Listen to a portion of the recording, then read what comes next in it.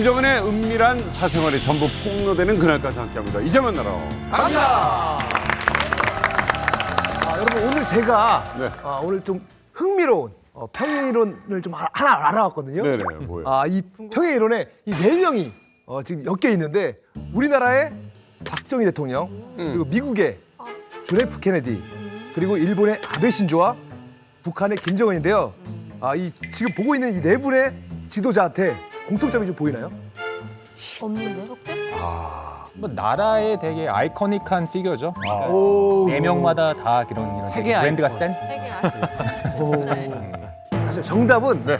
이 넷이 모두 최연소 국가 지도자라는 점. 그 지역에서 최연소로 예. 지도자가 됐다. 맞습니다. 이 케네디 대통령이 이제 당선된 건 43세 때. 네, 그리고 이 박정희 대통령이 45세 때였고요. 그리고 아베 신조는 52세에 총리에 선출이 됐습니다. 김정은 20. 그리고 그렇죠. 김정은은 무려 27세 국가 지도자가 됐다고 합니다. 네, 이게 지금 우리 김종민 씨가 화두를 던졌습니다. 예, 그런데 이게 참 묘한 평행 이론입니다. 이 네 명 모두 이 하나의 어떤 키워드를 찾자면 바로 암살입니다. 예, 지금 보면 케네디 대통령, 박정희 대통령, 아베 총리 모두 총격에 의한 암살을 당한 분들이죠. 자, 그렇다면 혹시 김정은 역시 똑같은 일을 겪지 않을까? 아니 근데 지금 우리가 암살 얘기를 하고 있잖아요. 근데 우리 희성님, 네, 전 세계에서 대통령이 가장 많이 암살당한 나라가 어딜까요? 예, 근대에 와서 대통령 역시 미국이 정답죠. 대통령이 가장 많이 암살당한 나라는 미국이에요. 왠지 느낌은 멕시코나 뭐 이런 나라일 것 그렇죠, 같은데. 그렇죠. 다 살아남았고. 그러니까 지금까지 이제 그 대통령이 암살 시도를 당한 대통령만 뭐 일단 15건이 넘어요. 시도까지 첫 번째 케이스는 언제냐면은 네. 1865년에 링컨 대통령. 1865년이요? 1865년 링컨 대통령이 이제 남북 전쟁 직후에 존 부스라는 남부 극렬주의자한테 암살당했는데 이때만 하더라도 대통령 경호실이 없었어요. 미국이요. 대통령 경호실이 없었어. 그러니까 그 이후에도 1881년에 제임스 가필드 대통령도 암살당했고 가필드요. 1901년도에는 윌리엄 맥키니 대통령도 암살당했고 그리고 아시다시피 1963년도에는 존 F 케네디 대통령도 암살을 당하고 최근에도 트럼프 대통령도 맞아요. 암살 시도가 있었죠. 작년 7월에 사실 네. 트럼프 대통령도 피격을 당했잖아요. 후보 그런데 때. 후보 때죠. 공화당 후보 때 펜실베니아 유세장에서 피격을 당한 건데 이렇게 연설을 하고 5분 만에 총알이 날아왔거든요. 근데 이 관객석의 왼편에서 트럼프 대통령의 이 오른편 귀를 스쳐서 관통을 한 거죠. 그런데 만약에 이 손가락 한 2마디 정도만 총알이 일로. 트럼프 대통령의 머리를 향했다면 어쩌면 사실은 그럼. 5번째 암살된 대통령 명단에 트럼프라는 이름이 오를 수도 있었던 위험천만한 사건이었는데 저 총알 사진이 어떻게 찍힐 수가 있어요? 이 사진이 이 퓰리처상 수상작으로 선정이 됐고 더 대단한 건 사실은 네. 이 피격을 당하고도 트럼프 대통령이 뭐 두려워하지 않고 피를 흘린 채 주먹을 불끈 쥐고 하늘을 향해서 파이트를 외쳤던 이 사진이 사실은 대선판을 뒤집었다. 맞아요. 이때까지는 좀 얘기해도 약간 지지부진했어요. 이걸로 사실은 대선 승리를 확정지었다고 봐도 되는 거죠. 그 사진이 딱 보면은 그 아이코닉한 사진들이 있거든요. 미국 역사 속에서. 저는 뭐가 연상됐냐면은 이오지마 섬에 조 로젠탈이 찍은 사진이 있어요. 이오지마를 점령한 다음에 수리밭이라는 산이 있는데 그 위에 이제 미군 병사 대여섯 명이 이렇게 성적을 올리거든요. 거기 다 하늘이 있고 딱. 그래서 또 그 트럼프의 구호가 뭡니까? 일종의 Make America Great Again이잖아요. 그러니까 그 미국의 승리를 상징하는 그 사진이었거든요. 그게 딱 연상이 되더라고요. 그래서 이거는 선거 끝났다. 그런데 너무나 보세요. 너무나 절묘하거든요. 어떻게 저런 사진이 저렇게 찍힐 수가 있었을까? 사진 자체가 절묘하다 보니까 또 SNS상에서는 또 호사가들이 있습니다. 저거 다 음모다. 그러니까 결국 이 사진을 갖다 연출해낸 거다라는 겁니다. 그러면서 온갖 의혹들이 나오죠. 어떻게 범인이 그 옥상에 올라갈 수가 그 지붕 위에 어떻게 올라갈 수 있었을까? 경비원들은 뭐 할 수 있을까? 이거는 있을 수 없는 일이다. 고로 트럼프 측에서 자작극을 한 것이다. 라는 그런 이제 음모론이 특히 아마도 제가 볼 때 민주당 지지자들 그 사람들 사이에서 이제 많이 퍼지죠. 사진을 보시면 아시겠습니다만 모든 성공 요소가 다 있죠. 피가 흐르고 있고 주먹 쥐고 있고 뒤에 성조기가 있고 맑은 하늘이 있고. 그러면 대통령 돼야죠. 하늘이가 없는 사람이니까. 그래서 이런 경우가 많이 있어요. 이제 정치 지도자가 위기를 맞거나 특히 이제 암살 그 위기를 맞으면은 미국 국민들이 이제 지지를 하는 경향이 보이고 있죠. 그래서 2001년에 9.11 테러 공격을 받았을 때 그때 지지율이 바닥에 있던 조지 W 부시 대통령 지지율이 확 올라갔죠. 위기 상황에서는 미국이 뭉쳐야 된다 그러고. 그리고 로널드 레이건 대통령이 1981년도부터 일기 집권을 시작했는데 당시 지지율이 경제 사정이 계속 안 좋아서 30%밖에 안 됐는데 3월에 그 조디 포스터를 짝사랑하던 힌클리가 저격을 했습니다. 그 힐튼 호텔 앞에서. 그래서 그때 지지율이 80%까지 올라갔어요. 지금 사진에 나오고 있는데 첫 발이 브래들리 대변인 머리를 맞췄고 그다음 섭된 총기 안전 그 캠페인에 앞장서서 법안도 브래들리 법안을 통과시켰는데 나머지 5발은 경호원들이 이렇게 막질 못했어요. 1.7초 안에 5발을 다 바로 근접해서 쐈거든요. 네, 그래서 총알이 레이건 대통령 심장 2.5mm 앞에서 멈춰가지고 들어갔는데 레이건 대통령 당시 저 사진을 보면은 자기가 가슴이 아픈 게 경호원들이 차에 자기를 쑤셔 넣어가지고 부러진 줄 알았다는 거예요. 근데 그게 아니라 빨리 그 사태를 수습하고 조지 워싱턴 대학교 병원에 가서 수술을 받으려고 했는데 문제는 그 총알이 특수 납으로 만든 총알이라서 이게 박히고 나면은 2차 폭발을 할 수 있습니다. 조심하셔야 돼요. 어머나. 어머. 괜찮아요. 몸에 들어가서 다시 한번 원래 터지게 되면 터지면 이제 산산조각이 나서 더 치명상을 입히는데 다행히 불발이 됐던 거예요. 그래서 그걸 알기 때문에 그 수술을 집도하는 조지 워싱턴의 의사들이 방탄복을 입고 집도를 시작했어요. 이런 일이 있었다고요? 예. 저 사건에 되게 재밌는 이야기가 앞서 이야기하셨습니다만 이제 여배우 조디 포스터를 짝사랑한 이 힌클리라는 그 스토커에서 벌어졌는데 저 사건 이후로 조디 포스터가 한동안 활동을 못했어요. 충격을 받아가지고. 그러니까 자기를 좋아한 스토킹한 남자 때문에 이제 미국 대통령이 암살을 당한 경우가 생긴 거고. 그 둘이 뭔 상관이 있는 거예요? 아무 상관없어요. 이제 조디 포스터는 모르는 남자예요. 그러니까 그냥 자기를 쫓아다니는 스토커 같은 남자인데 조디 포스터의 관심을 얻기 위해서 총격했다라는 이야기를 해서 굉장히 미국 사회가 충격이었고 너무 무섭다 이거. 또 하나 재밌는 거는 저 레이건 대통령이 수술 받기 직전에 집도의가 들어가니까 공화당원이었으면 좋겠습니다. 라고 의사에게 이야기를 해서 공화당원은 아닙니다만 살려는 드리겠습니다라고 그런 조크가 있던 거예요? 네, 그런 조크를 했었다라는 이야기가 전해지기도 했었죠. 자, 그래도 음모론 하면 전 세계에서 가장 유명한 대통령이었고 또 가장 미스테리한 죽음을 맞이한 이 존 F 케네디가 아닐까 하는 생각이 듭니다. 최근 미국에서요, 이 존 F 케네디 관련 기밀 문서가 공개돼서 화제였습니다. 케네디는 1963년도에 도로 한복판에서 총을 맞고 암살됐어요. 달라스 지역에서 유세를 갔다가 사실은 이제 오픈카를 타고 가는 도중에, 그것도 달리는 도중에 이제 총을 맞았는데 케네디가 왜 암살당했느냐? 이것은 미국을 벗어난 전 세계인들의 가장 궁금한 미스터리이기도 합니다. 60년이 지난 지금까지도 뚜렷하게 이 사람이 범인이다, 이런 배우가 있다라는 것이 밝혀지지 않고 있기 때문에 수많은 음모론들이 등장을 하고 있는데요. 그런데 이번에 무려 6만여 페이지에 달하는 기밀 문서가 공개가 된 겁니다. 바로 이 문서입니다. 이 문서인데 이 안에 그 일부를 저희가 가져왔어요. 빽빽한 이렇게 문서들이 이 안에 들어 있습니다. 미스터리에 쌓여있던 케네디 암살 사건의 어떤 실체에 좀 다가갈 수 있는 그런 단서가 아니었을까 하는 또 생각을 해보게 됩니다. 네, 오늘 이만갑에서 소개될 국가 지도자들의 암살 사건, 이걸 김정은이 모르겠습니까? 예, 그 암살에 대해서 알고 있고 또 얼마나 불안하겠습니까? 자, 그래서 오늘 이만갑에서 이 암살에 관련된 이야기, 또 왜 평행이론이라고 저희가 얘기를 하는지 한번 파헤쳐 보도록 하겠습니다. 먼저 1963년 11월 22일 케네디 대통령 마지막 생일 그날로 돌아가 봅니다. And so, my fellow Americans, ask not what your country can do for you, ask what you can do for your country.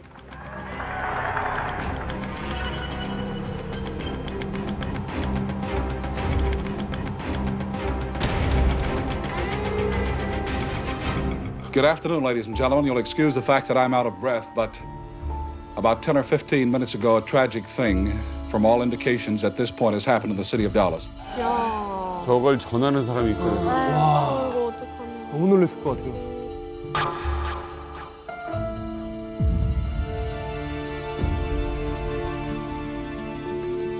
재선 출마를 앞두고 있었네요.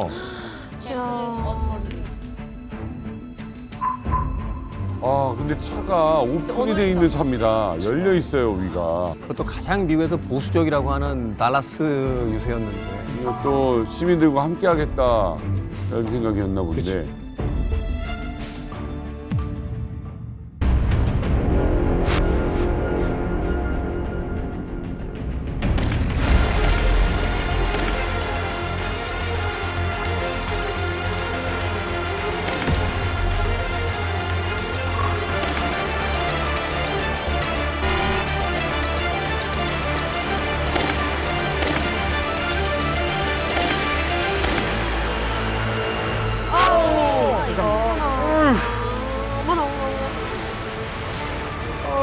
머리가 날아가.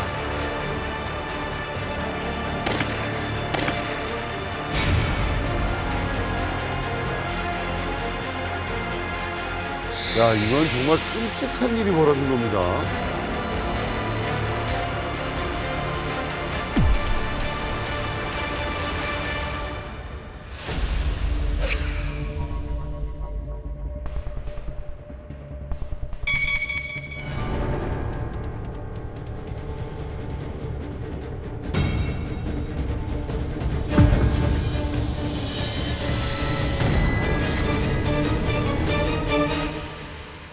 사실은 지금까지도 이 전직 대통령의 암살 사건과 관련해서 가장 많은 미스테리와 의문점이 붙고 있는 사건이 바로 이 케네디 대통령 암살 사건이고요. 아직도 의문투성이가 많아요. 당시 이제 집권 3년 차였어요. 그러니까 이듬해에는 재선을 치러야 되죠. 그래서 사실은 케네디 대통령하고 제클린 여사가 댈러스로 간 거예요. 영상에서 보면 알겠지만 현대의 어떤 경호 개념에서는 굉장히 위험한 카 퍼레이드를 한 거예요. 카 퍼레이드를 하더라도 현직 미국 대통령은 오픈카를 타지 않습니다. 그런데 당시에도 사실은 케네디 대통령을 경호하던 경호원들이 뜯어 말렸어요. 대통령 너무 위험합니다. 그래. 그래서 이 오픈된 카 퍼레이드는 안 됩니다. 그래도 어찌어찌 절충점을 본 게 카 퍼레이드 하면서 멈추지 않고 계속해서 행진한다는 거예요. 당시에 이 댈러스에 가서 시민들이 굉장히 이 케네디 대통령과 제클린 여사를 환호했어요. 지금까지 나와 있는 이 자료 화면을 보면 미국이 사랑하는 대통령이었거든요. 근데 절묘하게 케네디 대통령이 탑승한 차량이 코너를 돌자마자 미리 이 암살을 마음먹은 그 장소였던 거예요. 그 장소에 코너를 돌고 케네디가 모습을 드러내자마자 저격범이 총격을 가한 거거든요. 연이어서 처음에 총성 이후에 2번의 총성이 더 울렸어요. 그리고 목과 머리를. 그래서 이 피격을 당하고 나서 30분 안에 댈러스의 인근 병원으로 옮겨졌어요. 그러나 즉사를 했죠, 케네디 대통령. 사실 이제 코너에서 저격했다는 게 또 그 예상 가능했던 게 뭐냐면 이제 속도를 줄이는 구간. 직선에서 이제 코너를 돌면서 속도를 줄이는 구간에서 이제 가장 큰 위험이 있었는데 바로 거기서 정확하게. 그리고 사실은 이 코너라는 게 매우 중요한 게 위험한 게 경호의 사각지대가 순간 발생하거든요. 그러니까 앞뒤로 경호가 붙긴 하는데 코너를 꺾는다라는 것은 뒤에 오는 경호 인력들이 앞에 코너를 돌아서 사라진 경호 대상, 즉 VIP죠. 케네디 대통령과 제클린 여사의 차량을 육안으로 확인할 수가 없는 구간이거든요. 그 틈을 노린 거죠. 케네디가 암살범한테 저격당한 후에 이 상황이 얼마나 다급했는지 한 사진으로 딱 보일 수가 있어요. 이 제클린 여사가 지금 트렁크 위로 기어 올라가고 있잖아요. 올라가 있는데 총알이 왔으니까 이 사람은 어디 도망가나 피해야 되겠다라고 쉽게 그렇게 볼 수는 있지만 하지만 이건 아니고 케네디의 일부 뇌가 날아간 조각을 주우려고 트렁크 위로 올라갔다는 말이 와 있습니다. 뭔가 잡고 있는 것 같은데요? 그래서 이 극한 상황에서도 공포와 그걸 떠나서 정말 사랑과 슬픔을 이게 우러나서 자기의 남편의 일부 뇌 조각을 줍고 또 한면으로는 주운 거 후에 자기가 케네디 뇌에 이걸 붙이려는 행동도 했다는 말도 있어요. 아니, 그러니까 뒤에 있는 사람들을 보면 지금 이 총성을 다 인지를 하고 있다는 얘기네요. 지금 뭔가 다들 지금 다 쓰러져 있고 막. 앞에 또 차 앞에 운전수와 그 경호는 고개 숙이고 뒤에 이제 쫓아온 경호원이 트렁크로 올라타고 있잖아요. 그러네요. 그 케네디 대통령이 사실은 그 심한 디스크가 있어서 평생 고생을 했습니다. 그래서 사람들이 보는 앞에서는 아무렇지도 않게 행동했지만 사람이 보지 않을 때는 백악관 집무실에서도 목발을 짚고 이동을 했어요. 왜냐하면 우리 정상적인 척추는 S자인데 케네디 대통령은 일자였거든요. 그래서 요 앞에 있는 이 소리도 짚질 못할 정도로 아팠다고 해요. 근데 아까 보시면은 두 번째 총알이 보시면 목을 관통해서 케네디 대통령이 이렇게 잡는 것을 보실 거예요. 근데 우리 같이 정상적인 S자 유연한 척추를 가지고 있으면은 이렇게 머리를 자꾸 움직이라 그러잖아요. 그래서 리 하비 오스왈드가 세 번째 총알을 명중을 못 시켰을 거예요. 근데 케네디 대통령은 척추가 굳어 있기 때문에 이렇게 잡고 계속 갔기 때문에 오스왈드가 세 번째 총알을 머리에 명중시켰다. 그 말이 맞는 게 우리 봉 교수님 말씀하신 맞는 게 지금 총소리가 들림에도 불구하고 왜 이렇게 넉다운이라고 하잖아요. 박 못 숙인 이유가 뭐냐면 그 디스크 때문에 당시에 케네디 대통령이 코르셋을 착용하고 있어가지고 몸을 못 숙였다라는 얘기도 있어요. 그러니까 이게 우연히 겹쳐가지고 대통령이 암살을 당합니다. 그 케네디는 사실 역대 미국 대통령 중 가장 많은 사랑을 받았던 대통령이잖아요. 그러다 보니까 이제 그의 암살 사건이 갖는 충격이 이 미국 시민들에게 굉장히 크게 다가왔을 것 같다는 또 생각을 해보게 되는데. 케네디는 그야말로 뭐 정치의 슈퍼스타였죠. 이거를 제가 스포츠로 비교한다면 거의 대통령의 MVP. 이런 거 우선 뭐 젊고 또 핸섬하고 또 거기다 또 머리도 좋아요. 하버드 엘리트. 그리고 또 이제 자기의 와이프, 영부인 제클린 여사. 사진이 하나 있는데 이 사진을 보시면 멋있다. 정말 패셔니스타에 또 이런 진짜 누가 봐도 이 아메리칸 커플이잖아요. 진짜 이쁘다. 자, 이걸 다 가지고 있는 사람이면 조금이라도 양심이 있다면은 차라리 성격이 나빠가지고 사람이 싫어야 돼요. 근데 또 성격이 좋고 소통 맥시, 매너 좋고. 커뮤니케이션의 킹. 그러니까 사람이 너무 좋아하니까 인기도 많았어요. 그래서 케네디 대통령은 정말 젊은 사람한테도 이런 정치의 세계를 오픈해주고 인트로듀스를 해준 사람이어서 사람들이 시대를 바꾼 대통령이다라고 얘기했거든요. 뭔가 패션이라든가 이런 데 있어서도 굉장히 아이콘이었을 것 같아요. 딱 봐도 올 아메리칸 커플이죠. 딱 봐서. 과하지 않고. 미디어가 만들어낸 최초의 대통령이 케네디라고 하잖아요. 그 당시에 이제 텔레비전으로 생중계가 됐거든요. TV 토론이. 근데 재밌게도 뭐냐면 그 청취자들 또 시청자들 조사를 했는데 라디오로 들은 사람들은 닉슨이 이겼다고 생각한 거예요. 근데 텔레비전으로 본 사람들은 완전히 케네디가 압승했다고 느끼는 이 비주얼이 있는 거죠. 그래서 이런 미국의 이런 아이콘이 하루 만에 없어졌다는 거는 그냥 대통령이 암살당한 그것보다는 정말 미국이 다 슬픔에 빠진다는 거는 당연한 거죠. 그러네요. 자, 그런데 케네디 대통령이 타고 있는 자동차, 지금 오픈돼 있습니다. 열려 있는 차인데 지나가다가 암살당하는데 그것도 막 탁탁탁탁 쏜 게 아니에요. 탕탕탕인데 정확하게 맞췄단 말이에요. 자, 지금부터 JFK 음모론 시작입니다. 진짜 궁금해요. 음모론이요? 일단은 범인이 리하비 오스왈드라고 알려져 있는 전직 해병대 출신의 20대 초반의 청년이었어요. 저 친구인데 지금 그 케네디 대통령을 저격한 곳이 어디냐면 텍사스 댈러스에 있는 엘름 광장 바로 뒤쪽에 있는 그 교과서 보관하는 창고였는데요. 6층 오른쪽에 있는 지금 저 방 있죠? 저기 사각형. 저기서 케네디 대통령의 뒤쪽을 향해서 총을 발사했다라고 지금 알려져 있어요. 아직도 그 건물 그 자리가 있는 거네요? 아직도 있는 건물이 저기요.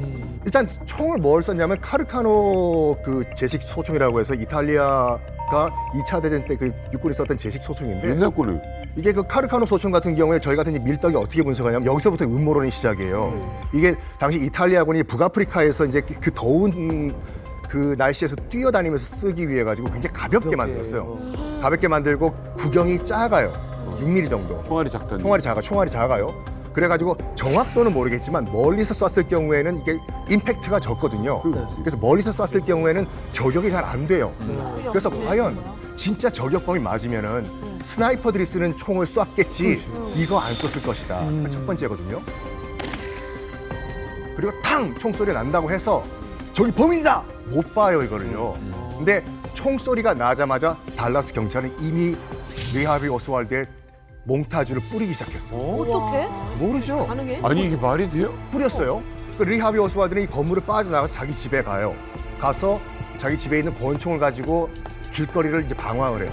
그때 경찰이 딱 본 거죠. 경찰이 딱 보니까 리 하비 오스왈드잖아요. 웨이 잠깐만 너 리 하비 오스왈드지. 한 그 경찰을 저격을 하고 리 하비 오스왈드가 옆에 있는 동네 극장에 숨어요. 근데 그 경찰은 극장에 숨어 있다는 걸 또 알았어. 어떻게 알아? 모르죠. 그래서 그 극장에 혼자 숨어있던 리 하비 오스왈드를 경찰이 가가지고 체포를 합니다. 이게 총을 쏜 이후에 극장에서 잡혔을 때까지가 딱 80분이에요. 한 시간 반.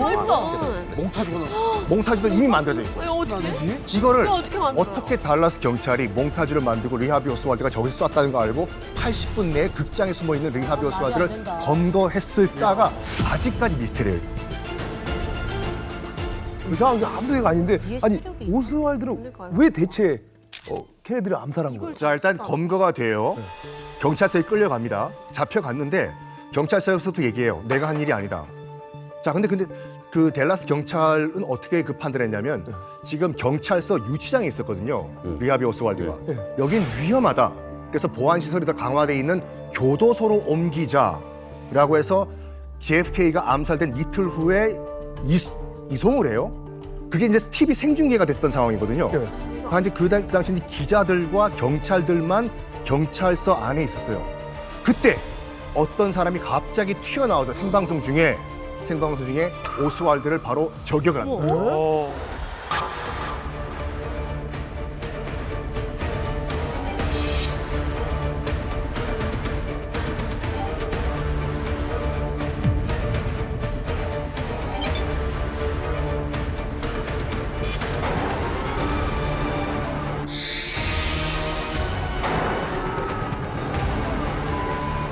그냥 뛰어나와서 쏘죠. 바로 앞에 또 쏴요. 어머, 저 총을 다 가지고 다니는 아니 거야. 포기를 하고 자기 인생을 버리면서까지. 앞에서.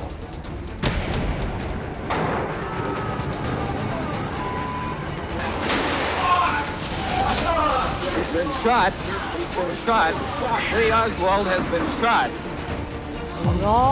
이게 뭐야? 이거를 미국 사람 전부가 생방송으로 본 거예요. 잭 루비. 왜 죽었어 이 사람은 또?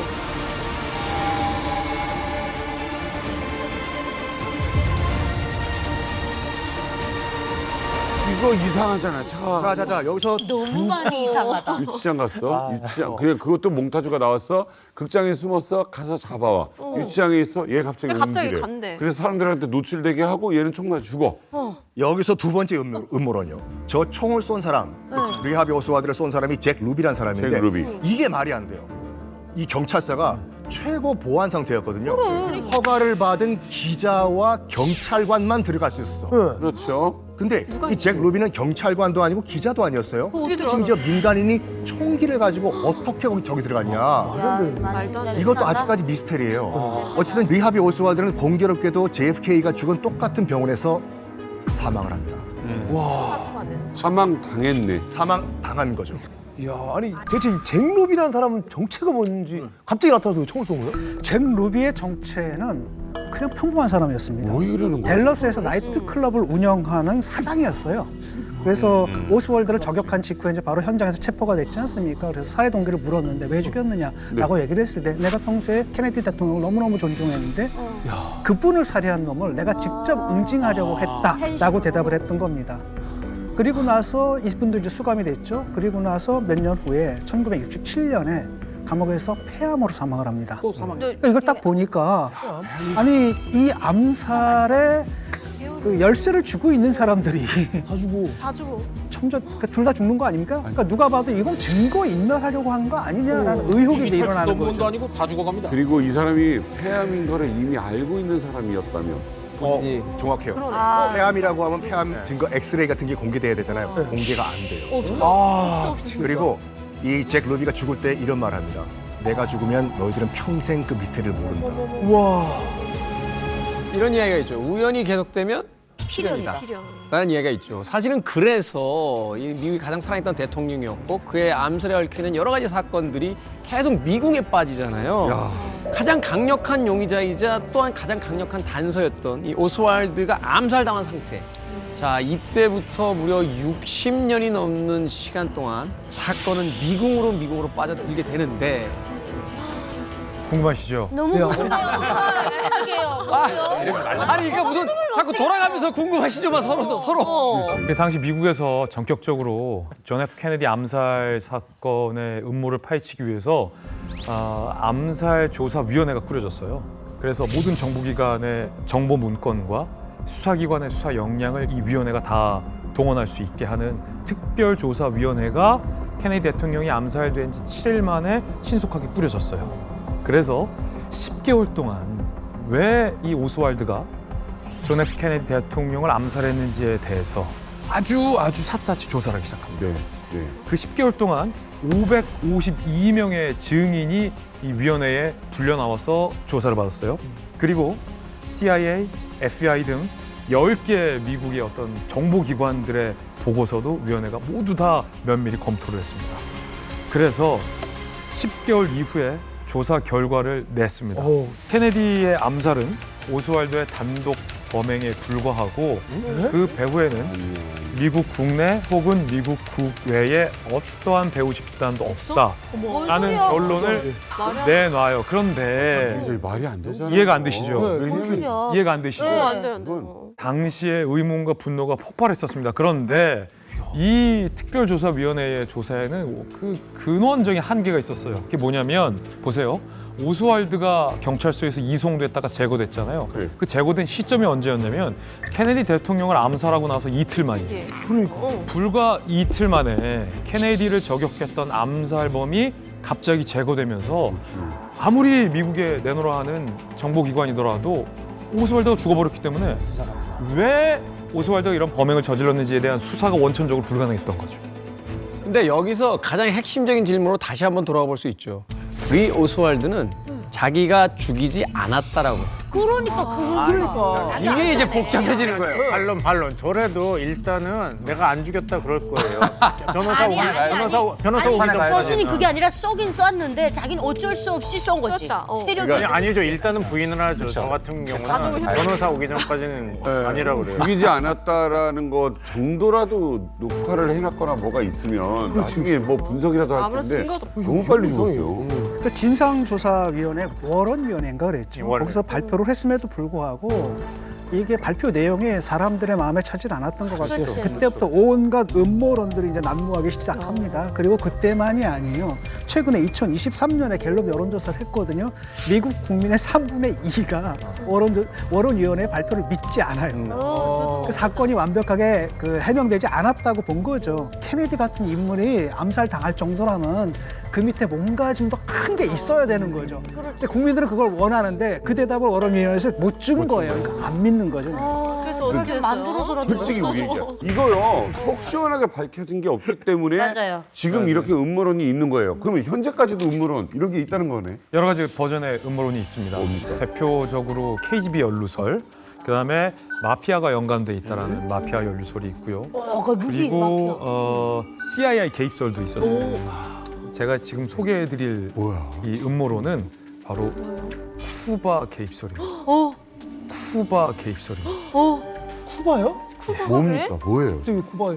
본인의 목숨이 위태롭다고 여겼던 쿠바의 피델 카스트로가 역으로 케네디 대통령 암살에 개입했다라는 음모론입니다. 일종의 보복을 하기 위한 쿠바 피델 카스트로의 암살설인 거죠. 저기 이봐요, 김진님. 말을. 근데 이거는 너무한 게 뭐냐면 이 안에 그 나이트클 사장도 그렇고 좀 뭐 이런데 CIA나 그 몽타주 돌린 사람 이런 쪽으로 가야지. 왜 갑자기 가다 보면 카스트로로 가 이거. 아니, 다들 황당해 하시는데 사실 올해에 2025년도에 미국에서 공개된 정보가 있어요. 케네디 암살과 관련해서 이 쿠바 피델 카스트로를 미국 정보기관이 제거하려 했었던 탑시크릿이 올해 공개됐어요. 그래서 제가 이 올해 얼마 전에 공개된 미국의 기밀 문건을 제가 들고 왔어요.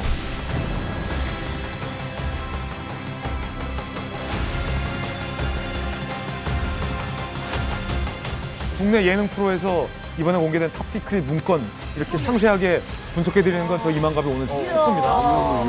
자, 일단 이 제목 윌리엄 하비는 사람 이름입니다. 누구냐면 1960년대 당시의 CIA 요원이에요. 요원의 이름 하비 요원과 관련된 탑시크릿이에요. 이번에 공개된 문건의 주된 내용이 뭐냐면 당시 1960년, 61년에 미국은 마피아 조직원의 도움을 받아서 피델 카스트로의 암살을 시도했다라는 충격적인 내용이에요. 자, 그리고 나서 그 다음 장에 보면 하비 요원이 로젤리라는 인물에게 이 알약을 플로리다에서 전달한다고 되어 있습니다. 여기서의 이 로젤리가 마피아 조직원 이름입니다. 그래요? 예. 그리고 이 마피아 조직원이 로젤리 was to give the pills to Varona. 라는 바로나라는 인물이 또 등장하죠. 이 로젤리 마피아 조직원이 바로나라는 인물한테 CIA로부터 전달받은 알약을 주었다라고 돼 있어요. 자, 그럼 바로나가 누구냐 여기 나옵니다. 카스트로가 쿠바에서 즐겨가던 식당에 접근이 가능한 인물이 바로나다. 실제로 미국은 이러한 암살 시도를 포함해서 피델 카스트로를 제거하기 위해서 600번의 암살 시도를 한 걸로 600번이요? 600번의 암살 시도를 한 걸로 600번이요? 어머, 근데 살아 있는 것도 신기하다. 어떻게 안 죽어? 아니, 분석되고 있습니다. 피델 카스트로가 600번 너무했다. 600번이면은 600번 정도의 위협을 받았다면 저 같은 경우도 가만히 있지는 않을 것 안 가만히 같은데. 있지. 아니 케네디한테 복수할 이유는 너무 충분할 것 같거든요. 약간 그 카스트로와 그 JFK는 정말 원수였어요. 왜 그러냐면 그 카스트로가 이제 공산혁명을 1959년에 이제 실시한 이후에 그 이탈리아계 미국인 마피아들이 소유하고 있던 호텔, 카지노, 리조트를 싹 다 카스트로가 이제 국영화를 시켜버렸거든요. 어쨌든 이탈리아계지만 미국인이잖아요. 미국인들의 재산을 카스트로가 압류한 거잖아요, 지금요. 그래서 쟤 어떻게 해코지하자 해서 뭐 시가에 독극물을 설치한다든지 바른다든지 폭탄을 설치한다든지 하다가 또 다른 시도를 합니다. 여기에 제가 또 CIA가 이번에 공개한 극비 문서를 갖고 왔어요. 또 카스트로 죽이는 국비. 뭐예요, 내용은? 일단은 secret sensitive, 민감한 문서고 eyes only, 복사하지 말고 눈으로만 보고 잊어버려라 이거거든요. 이 내용을 보면은 1962년도잖아요. 1962년도에 한 상선이 쿠바를 출발해가지고 소비에트 유니언, 구소련의 오데사 항구로 가고 있는 가운데 카리브해에 있는 한 항구에 강제로 정박을 했다. 고장이 나서. 거기 뭐가 있었냐면 무려 8만 포대의 가공되지 않은 설탕이 있었거든요. 이 설탕에 8만 포대 가운데서 800포대의 독극물을 바르는데 성공을 했다. 왜 그러냐면 1523년부터 스페인이 쿠바를 식민지로 삼은 이유가 뭐냐? 여기가 사탕수수가 정말 많이 자라요. 맞아요. 그래서 쿠바 같은 경우에는 뭐 산업부 무슨 뭐 이 외교부도 있지만 설탕 산업부도 있었거든요. 그래서 딱 미국 CIA와 케네디 정부가 봤을 땐 지금 저기 쿠바가 소련으로 수출하려고 하는 저 비가공 설탕에 독극물만 설치해가지고 발라가지고 피해를 입히면은 쿠바 망한다라고 본 거예요. 본인이 카스트로라고 하면은 케네디가 이뻐요, 안 이뻐요? 되게 미울 것 같아요. 아니, 유일한 돈 버는 길인데 이걸 망치겠다. 쟤 암살하자. 그러면 이 얘기가 나올 수도 있다니까요. 미국이 이토록 피델 카스트로를 제거하려던 그 이유가 뭔가 하는 것입니다. 그러니까 1959년 1월 1일에 이제 피델 카스트로를 중심으로 한 그 쿠바 혁명군이 혁명을 승리해가지고 독재 정권이었던 바티스타 독재 정권을 무너뜨리고 이제 입성을 합니다, 아바나로. 그때 당시 공산주의를 지향한 피델 카스트로가 이제 소련하고 관계를 아주 밀착해 하면서 쿠바 내에 있던 그런 뭐 사탕수수 산업 그리고 카지노 뭐 관광 산업을 비롯해서 모든 산업을 다 100% 국유화시킵니다. 그러다 보니 쿠바 내에 있던 미국의 이권이 100% 다 강탈당하지 않았습니까? 그리고 또 다음 이유는 쿠바가 미국과 아주 지리적으로 매우 가까이에 있습니다. 미국의 그 플로리다 주 있지 않습니까? 바로 밑에 있거든요. 160km밖에 안 돼요. 예, 그러니까 바로 밑에 있기 때문에 여기서 공산 국가가 출현했다는 것은 미국에게서 굉장히 큰 스트레스거든요. 그러니까 이 국가가 공산 국가이기 때문에 미국을 반대하는 전초 기지로 이제 이용될 수도 있습니다. 그러다 보니 이제 소련으로 향하는 그런 쿠바 화물에 이제 독극물을 CIA가 요물로써 이제 쿠바와 소련과의 그 관계를 악화시키기 위한 데 기본 목적을 두었다라고 볼 수 있고 이렇게 되는 경우에는 이제 사회주의 진영에서 쿠바가 완전히 외소화되지 않습니까? 그렇죠. 그리고 피델이 뭐 한마디로 말해서 왕따를 당하거든요. 바로 이 점을 미국이 노렸던 겁니다. 아니 이야기를 좀 들어보니까 이 카스트로가 케네디를 암살할 정말 동기는 충분해 보이거든요. 그렇죠. 이쯤 되면은 이제 암살 배후에 쿠바가 있는 게 아닌가라는 생각이 좀 들었거든요. 합리적이네. 그렇게 생각 안 합니다. 아 그래요? 왜요? 예. 아니 그 미워하고 싸운다 그래서 뭐 죽이는 것까지는 다른 차원의 문제죠. 왜냐하면은 이미 카스트로는 케네디한테 1대0으로 앞서고 있었거든요. 그러니까 암살까지 시도할 절박함이 없었어요. 왜냐하면 그 혁명에 성공을 했고 또 피그만 베이 사건, 피그만의 그 쿠바에서 탈출한 반 카르스토 세력을 훈련시켜가지고 쿠바를 다시 전복시키겠다는 계획이 무참히 실패했어요. 그래서 케네디의 정권 위기까지 왔는데 그렇다면 카스트로 입장에서는 벌써 케네디 정부한테 한 방을 매긴 것이었고 그러니까 암살까지 시도할 이유가 없죠. 개연성이 없고 두 번째는 쿠바 미사일 위기가 겨우 제3차 세계대전을 피하고 봉합이 됐는데 미국 대통령을 암살하는 강수를 둔다? 와, 이거 핵폭탄 맞지? 그러면 핵전쟁을 위기가 올 텐데 그거를 과연 소련이라든지 쿠바 우방국에서 그걸 놔두겠는가? 그리고 세 번째, 케네디만 카스트로를 미워한 게 아니에요. 그럼 케네디를 암살했다고 칩시다. 그럼 그 다음 미국 대통령은 케네디 암살되고 나니까 쿠바는 그냥 평화롭게 살게 놔두나요? 아니면 오히려 더 복수를 할까요? 복수하겠죠. 맞아. 왜냐하면 9.11 사태, 미국의 그 테러 공격은 조지 W. 부시 대통령 때 2001년에 발생했는데 오사마 빌라딘을 끝까지 추적해서 살해한 거는 오바마 민주당 대통령이었어요. 끝까지 간다예요. 오히려 카스트로의 쿠바가 우리 미국 대통령을 암살했다 그러면은 미국이 복수를 더 할 텐데 그걸 왜 카스트로가 시작을 하겠어요? 리스크를 그러네요. 맞아요. 그래서 두 번째 음모론에 또 주목을 해봐야 합니다. 또 그건 왜요? 바로 뭐냐면은 네. 케네디를 암살한 것은 소련의 KGB였다라는 음모론이 있습니다. 소련이 등장했어요. 이른바 이제 소련 배후설입니다. 이 음모론 역시 당시에 크게 이제 유행을 했는데요. 왜냐하면은 오스월드가 그 일이 있기 전에 소련의 정부 요원과 접촉했던 사실이 이제 드러난 거예요. 그래서 케네디 암살 2달 전이죠. 그러니까 1964년 9월에 멕시코 주재 구소련 대사관에 전화를 걸었대요, 오스월드가. 그래가지고 그때 이제 KGB 요원 발레리 블라지미로비치 코스티코프라는 사람이 있었는데 그 영상인데 한 번만 더 해주시면 안 돼요? 발레리 블라지미로비치 코스티코프. 저 아무거나 된 거예요? 진짜 아 진짜예요. 그걸 어떻게 살리지? 러시아로 하면 계획이다, 코스티코프 계획. 이렇게 되는데 이렇게. 근데 이 사람이 그 당시에 이제 러시아어로 오스월드가 그때 말에 따르면 끔찍한 러시아어로 통화를 했어요. 근데 오스월드가 왜 러시아어로 할 수 있었느냐? 어린 시절부터 막시즘에 심취돼 있었대요. 그 청소년 시절부터 막스, 공산주의 네, 문헌 진하게 이런 것들을 많이 읽었고 그 다음에 해병대 공부를 한 다음에 소련으로 망명을 가요. 망명을 가지고 망명 신청이 받아들여가지고 소련에서 시민권을 얻어가지고 거기서 현지에서 여성과 또 결혼을 해가지고 애까지 낳고 또 삽니다. 진짜예요? 아니면 음모론이라? 아 진짜요? 이거 나왔죠? 애기도 있어요. 진짜. 이거 나왔죠? 애기도 있어요. 애기까지 있고 그 다음에 그렇게 살다가 또 얼마 있다가 또 미국으로 돌아와서 시민권을 회복해요. 어쨌든 간에 공교롭게도 암살 사건이 있기 2달 전에 아니 멕시코 주재 소련 영사 그것도 KGB 요원하고 접촉을 했고 그래, 왜 뭔가 냄새나는 게 아니야? 이래가지고 이제 또 새로운 음모론이 등장한 거죠. 아, 이거 아니야?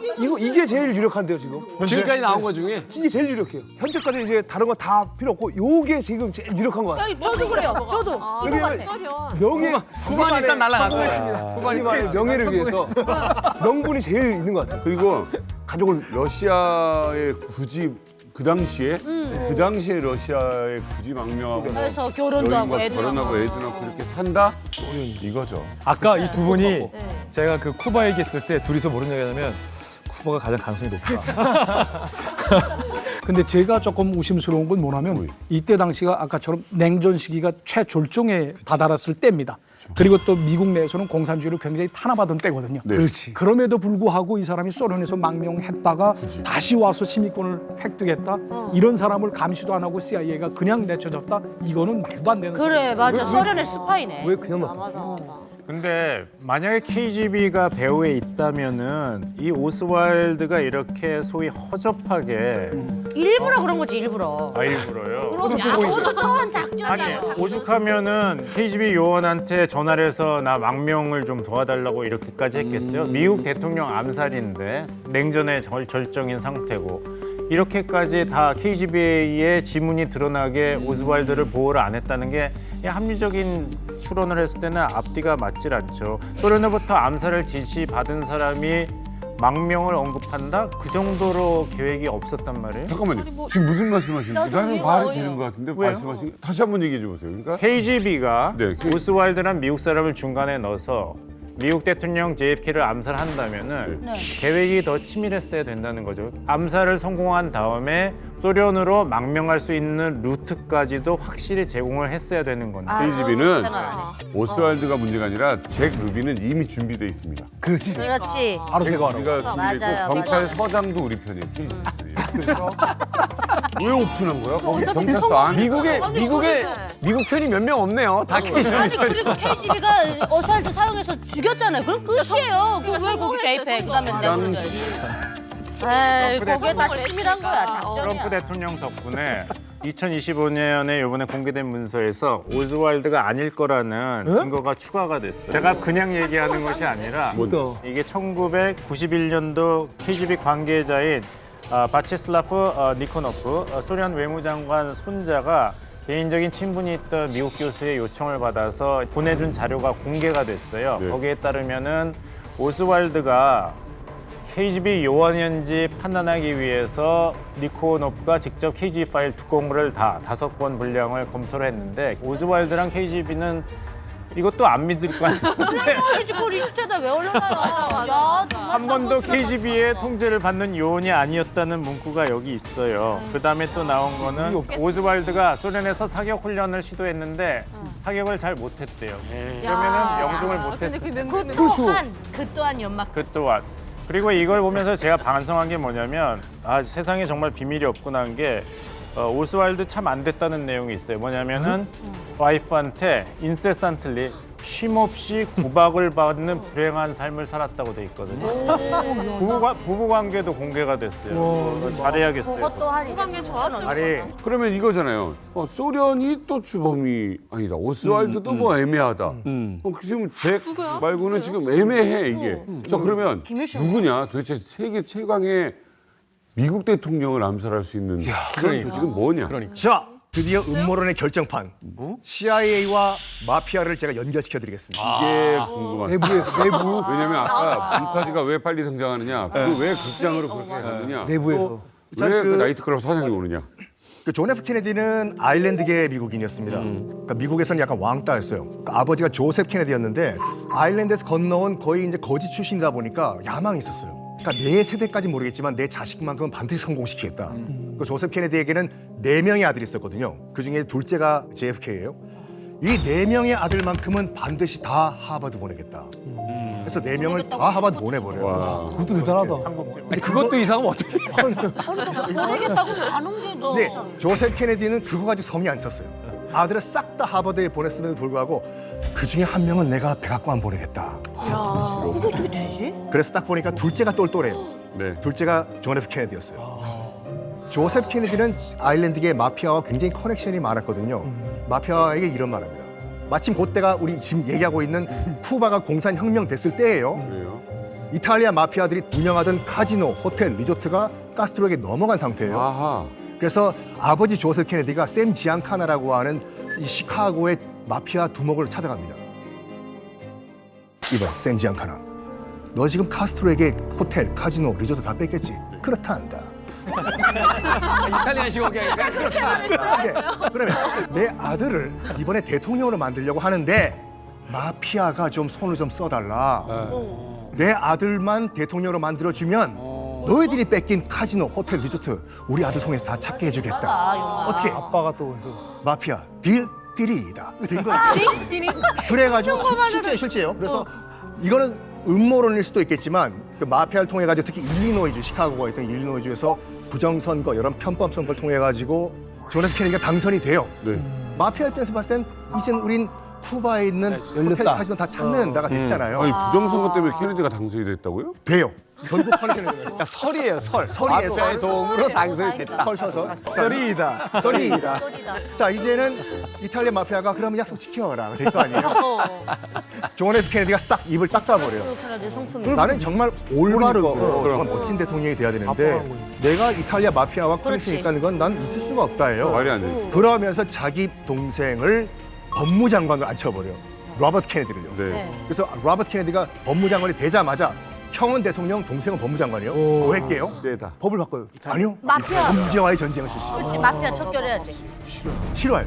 범죄와의 전쟁을 하면서 마피아를 소탕을 해버려요. 그럴 수 있지. 여기에 마피아가 격분을 합니다. 여기에 또 어떤 변수가 등장하냐면 CIA가 등장하는데 CIA 당시 국장이 앨런 덜레스라고 해가지고 굉장히 보수적의 보수 국장이었어요. 카스트로가 쿠바를 점령하자마자 CIA 앨런 덜레스가 뭐라고 하냐면 우리가 군사력을 동원해가지고 쿠바를 침공하자 해요. 케네디가 절대 그건 안 된다. 막아요. 난 평화를 사랑하는 대통령이기 때문에. 앨런 덜레스가 이런 말합니다. 지금 쿠바를 침공하는 계획은 당신이 아니라 당신 전임 대통령인 아이젠하워가 승인한 거기 때문에 우린 강행하겠다. 케네디는 절대 안 된다. 그럼 지금 해요. 대통령이. 그래서 앨런 덜레스의 CIA가 쿠바에서 탈출한 쿠바 난민들을 동원해가지고 쿠바를 어설프게 침공한 것이 바로 피그만 사건. 이제 풀렸다. 여기에 이렇게 CIA 앨런 덜레스는 뭘 예상을 했냐면 네. 미 공군이 와가지고 폭격을 해줄 거라고 판단한 거예요. 쳐들어가면. 근데 JFK가 미 공군 출격 금지를 내린 거예요. 그래서 공군이 출격을 안 해가지고 이 작전은 진짜 대패가 돼버려요. 네네네. 그래서 케네디가 열받아서 무슨 얘기했냐면 실제로 한 말이에요. CIA를 수천 종으로 다 찢어버리겠다. Tear into thousands of pieces. 그리고 지금까지 갖고 있었던 CIA의 군 운영권을 해체시켜버리고 조직을 축소시켜버려요. 여기에 CIA가 젊은 대통령 저거 안 되겠네. 근데 마침 보니까 시카고 마피아가 움직이네. 와, 이거 너희들이 너무- 총대 메고 우리가 못 본 척 해주겠다. 그러네. 그래서 어떻게 보면 마피아와 CIA의 합동작전이요? 합동작전설이 여기서 나와요. 이거 어때 지금 현재까지? 현재까지 왜냐면 다른 나라들은 핵전쟁이 날 수 있는데 이 내부 안에서는 핵전쟁이 안 나거든요. 그렇죠. 그래서 이게 충분히 이거를 할 수 있는가 이게 좀 가능성이 좋은데. 이게 좀 가능성이 좋은데. 이게 좀 없자면 한 가지만 짚고 넘어가요. 김태훈 씨는 그러면 어떤 음모론이 지금 이 중에 제일 그렇지. 오. 저도 개인적으로는 마피아 쪽으로 간다. 쟁국이 쪽으로 헌터리는 아무것도 안 믿는 거예요 이 중에서? 음모론은 그냥 음모론으로 읽으면 CIA 돼요. 편 드신다. 편이 아니라요. 자, 그러면 근데 그런 입장이지만 여기 지금 나와준 분들이 너무 이런 음모론에 대해서 흥미진진하게 말씀해 주시고 이런 게 되니까 저도 모르게 약간 기가 흘리면서 설득이 되더라고요. 네, 약간 모르게 그건 팩트예요. 하지만 음모론은 음모론이지만 근데 이 중에서 나도 제일 가능성이 있다. 제일 현실적으로 네, 퍼센티지가 이런 걸 높다라고 제가 만약에 하나를 픽한다면은 암살 배후에는 마피아가 있는 게 아닐까라는 게 그게 돼요. 왜냐하면 우선 말씀하신 것처럼 케네디가 은밀한 마피아의 지원이 받았다는 거는 팩트가 있어요. 그런 연결고리가 있다는 거를. 그다음에 케네디의 동생 로버트가 법무부 장관 될 때 범죄와의 전쟁을 일으킨다는 거죠. 근데 그거는 지원을 받았는데 마피아 입장에서 생각을 바꿔 생각하시면은 저 자식 야 화장실 갈 때하고 나갈 때하고 마음이 다르네. 야 나한테 도와달릴 땐 언제고 이제 들어가니까 너 나한테 지금 이럴 수가 있어? 그러니까 이런 리벤지 복수하려고 그런 마음을 갖고 마피아가 암살 계획을 한다는 동기가 된다는 건 충분하다고 저는 볼 수 있습니다. 참 어렵다. 자, 미국뿐만이 아니라 현대사에서 가장 충격적인 암살 사건 중에 하나인 존 F 케네디의 죽음. 장례식장에서 화제가 됐던 장면이 있죠. 많은 사람들의 마음을 울컥하게 만들었던 장면이었는데요. 당시 3살배기였던 존 F 케네디 주니어가 아버지의 관을 향해서 거수 경례를 하는 모습입니다. 하필이면 또 이날은요, 이 존 F 케네디 주니어의 생일이어서 보는 사람들의 마음을 더 아프게 했다라고 합니다. 케네디 대통령의 암살 이후 장례식이 열렸는데 우리나라에서 당시 가장 중요한 인물이 장례식에 참석을 합니다. 바로 박정희 대통령이죠. 자, 과연 어떤 인연이 있길래 참석을 했을까? 사실 박정희 전 대통령하고 케네디 대통령이 암살당하기 전에도 만났던 인연도 있는데 박정희 전 대통령과 케네디 전 대통령은 굉장히 묘하게 닮은 점이 많습니다. 첫 번째 공통점, 두 사람은 1917년생 동갑내기 친구라는 점. 두 번째 공통점, 이 둘은 미국과 한국에서 최연소 대통령 자리에 올랐다라는 공통점 말고도 집권한 재임 시기도 비슷합니다. 케네디 대통령은 1961년 1월에 집권을 했고 박정희 대통령도 그해에 국가재건 최고회의의 의장이 됩니다. 이 두 사람은 비극적인 최후를 맞이한 것마저도 정말로 묘하게 닮아 있습니다. 그리고 그 죽음을 두고 아직까지도 많은 의문점이 풀리지 않은 의문점이 제기되고 있다는 것까지도 똑같습니다.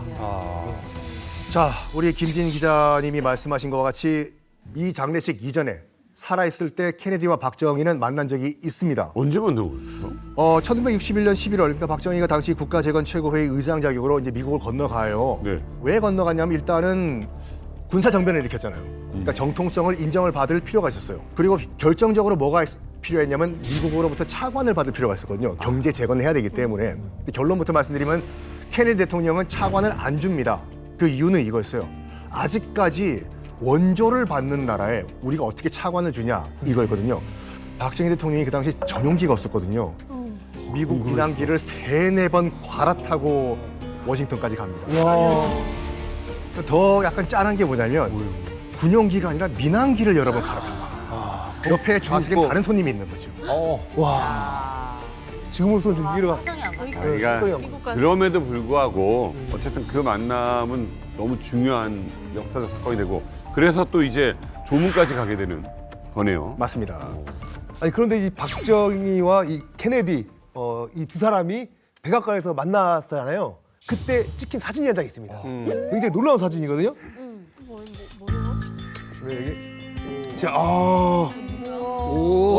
여기 보시면은 분명 박정희 대통령이 전 대통령이 잘 보이러 가는 자리잖아요. 그런데 이렇게 당당하게 선글라스에 팍 담배까지 너무 당당하지 않습니까? 너무 당당해요. 그죠? 네. 대통령 앞에서 선글라스 지금 담배 피고 있는 거예요. 근데 케네디 대통령도 이거 몸을 뒤로 빼네요. 네. 무슨 대화 나눴는지 너무 궁금한데 뭔가 어찌됐건 자신감 뿜뿜한데요. 자신감이 바뀐 것 같아.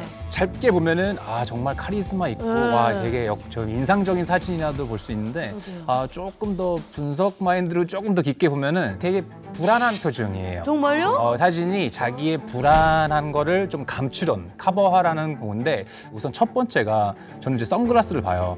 이렇게 탑 클래스 외교적인 미팅에서 나라의 대표가 선글라스 썼다는 거는 되게 이례적인 일이거든요. 근데 그런 외교 미팅에서 눈빛과 표정은 되게 그런 외교의 도구라고 볼 수 있어요. 바디 랭귀지도 되게 중요한데 그래서 나의 불안감을 좀 감추려고 눈을 이제 안 보여주지 않을까라고 한번 볼 수도 있고 두 번째는 미팅 자리에서 아무리 그 시대에는 안에서 담배가 가능했다 하지만 그래도 그 당시에 미국 대통령 앞에서 담배를 피우고 있었던 거는 자기가 약간 nervous 되거나 불안정할 때 사람들이 막 손을 이렇게 좀 움직이는 편이 있어요. 몸이 좀 움직이거나. 근데 그런 거를 커버하려고 담배가 있으면은 움직이는 게 약간 자연스러울 수도 있으니까 일부러 나는 하나 뭘 갖고 있겠다. 근데 맞는 게 뭐냐면 그 박정희 대통령이 실제 했던 얘기예요. 그때 왜 선글라스를 꼈냐면 내 속마음을 케네디에게 보이기 싫었다. 그래서 선글라스를 꼈다 이거예요. 켰어요. 네. 그리고 이제 그 이만섭 전 국회의장 있죠. 이만섭 전 국회의장이 당시 그 현장에 있었던 기자였거든요. 그 이만섭 전 국회의장이 이제 남긴 그 증언에 따르면 바로 옆에서 봤잖아요. 박정희 대통령을요. 비록 다리를 꼬고 선글라스 끼고 담배를 피고 있었지만 그렇게 부자연스러웠대요.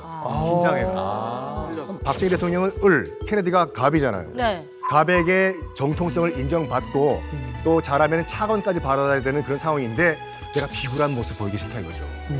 그럴 것 같아요. 자, 그런데요, 이 케네디와 마찬가지로 이 우리나라 대통령이었던 박정희 역시 끊임없는 암살 위협에 시달렸다고 합니다.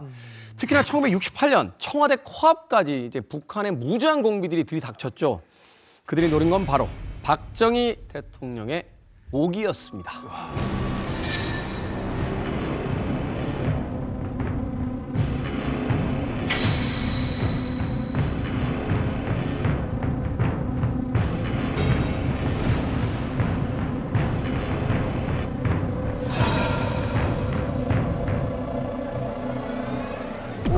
한 명은 도주를 했어요. 끝내. 야, 돌아갔구나. 도주로 추정되는 거죠, 사실은. 아.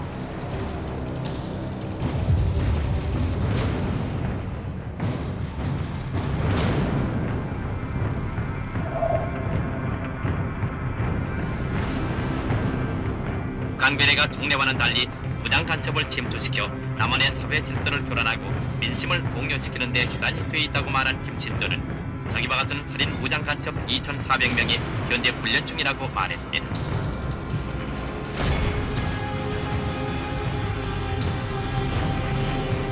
우리 31명 인물은 저 박정희 로아이 델리무 박정희 로아이 델리무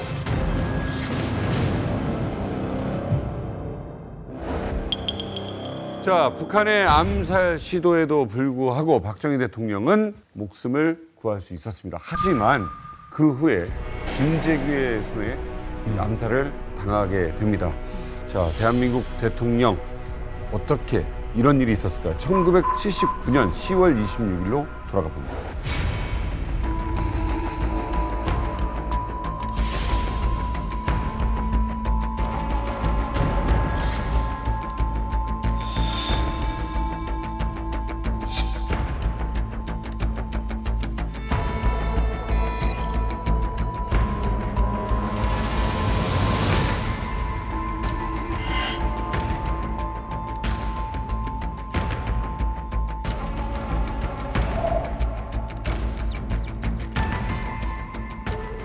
야, 죽고 싶냐? 일단 버러지 같은 그 옆에 두고 정치를 하시니까 나라가 이 모양 이 꼴 아닙니까?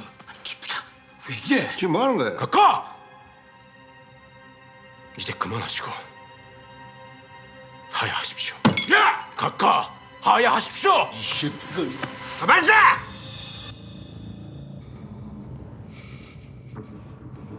100만, 200만 탱크로 밀어서 죽여버리겠다고. 제발 가까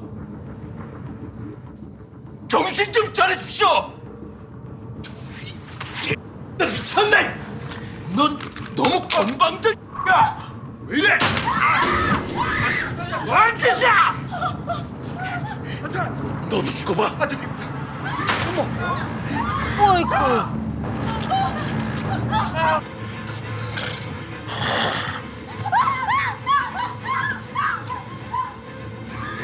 괜찮아.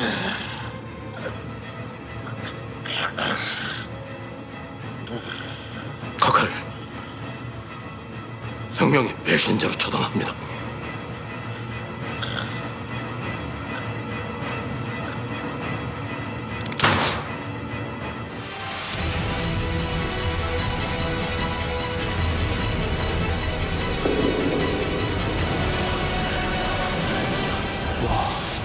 아, 영화. 1979년 10월 26일 12.6 그날을 잊을 수가 없죠. 아직까지도 김재규 당시 중앙정보부장은 왜 박정희 대통령을 저격했을까, 암살했을까가 풀리지 않은 미스터리입니다. 정말. 그러니까 케네디 대통령의 죽음과 박정희 전 대통령의 죽음 묘하게 닮아 있고 평행 이론이죠.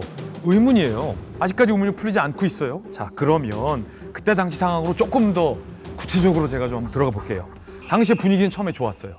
심수봉 씨가 희대의 히트곡 그때 그 사람을 부르고 있었고, 당시 차지철도 굉장히 흥에 겨워서 노래를 부르기도 했었습니다. 박정희 전 대통령도 기분이 좋았다라고 전해지고 있어요. 그런데 홀로 초조한 듯 누군가 한 사람만 계속 시계를 봤다고 해요. 그게 바로 김재규 중앙정보부장입니다.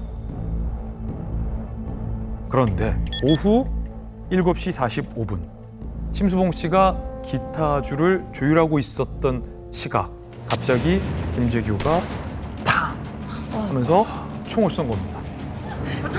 너도 죽어봐.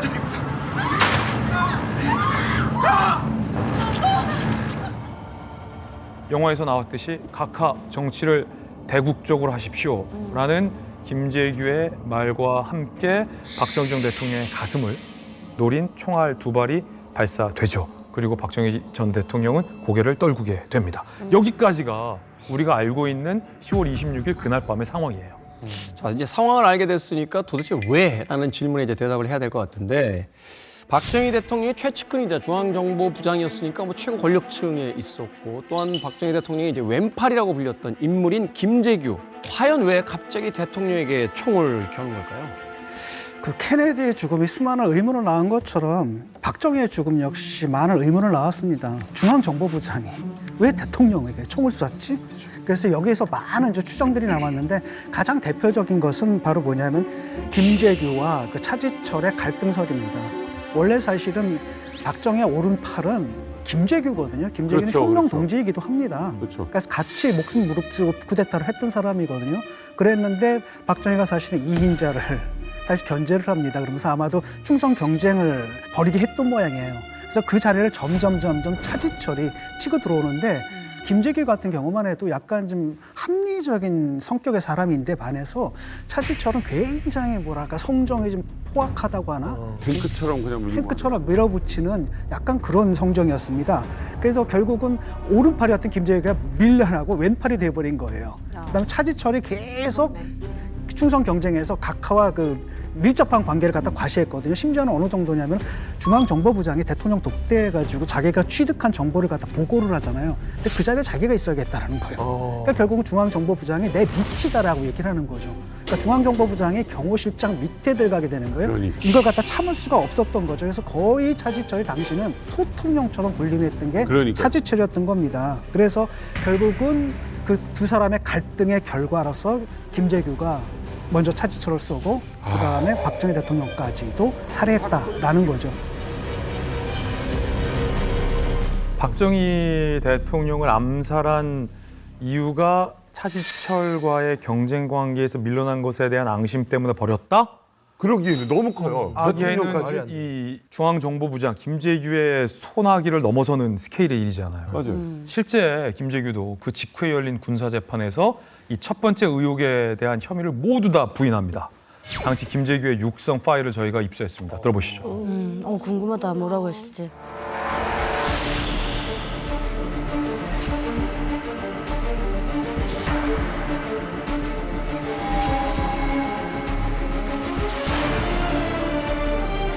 저는 정치를 대국적으로 하십시오. 그렇게 하고 권총을 뽑았습니다. 권총 뽑아가지고 그냥 그대로 얘기를 다 끝마치도 못하고 이 버러지 같은 하면서 하나님이 첫발에 나갔습니다. 차 실장에게. 각하께서 차지철만을 그 편애한다고는 하는 것은 이건 뭐 조그마한 무슨 기집애 아이들의 무슨 서로 셈하는 것도 아니고 전혀 그 말이 안 되는 얘기입니다. 솔직히 말씀드려서 차 실장은 그 덤으로 보낸 거지. 차 실장은 그 덤으로 보낸 거지.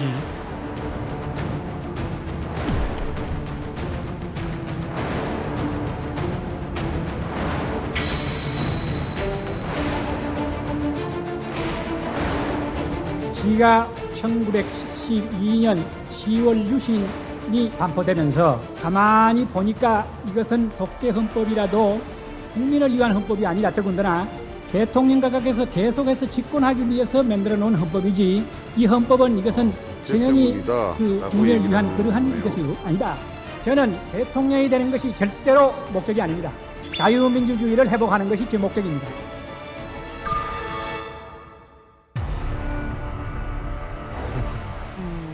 당시에 김재규가 박정희 대통령을 왜 암살했는가와 관련해서 그때 당시 사람들의 가장 큰 의심은 김재규 네가 대통령이 되기 위해서 다시 말해 정권을 잡기 위해서 아니었냐라는 의혹이 많았어요.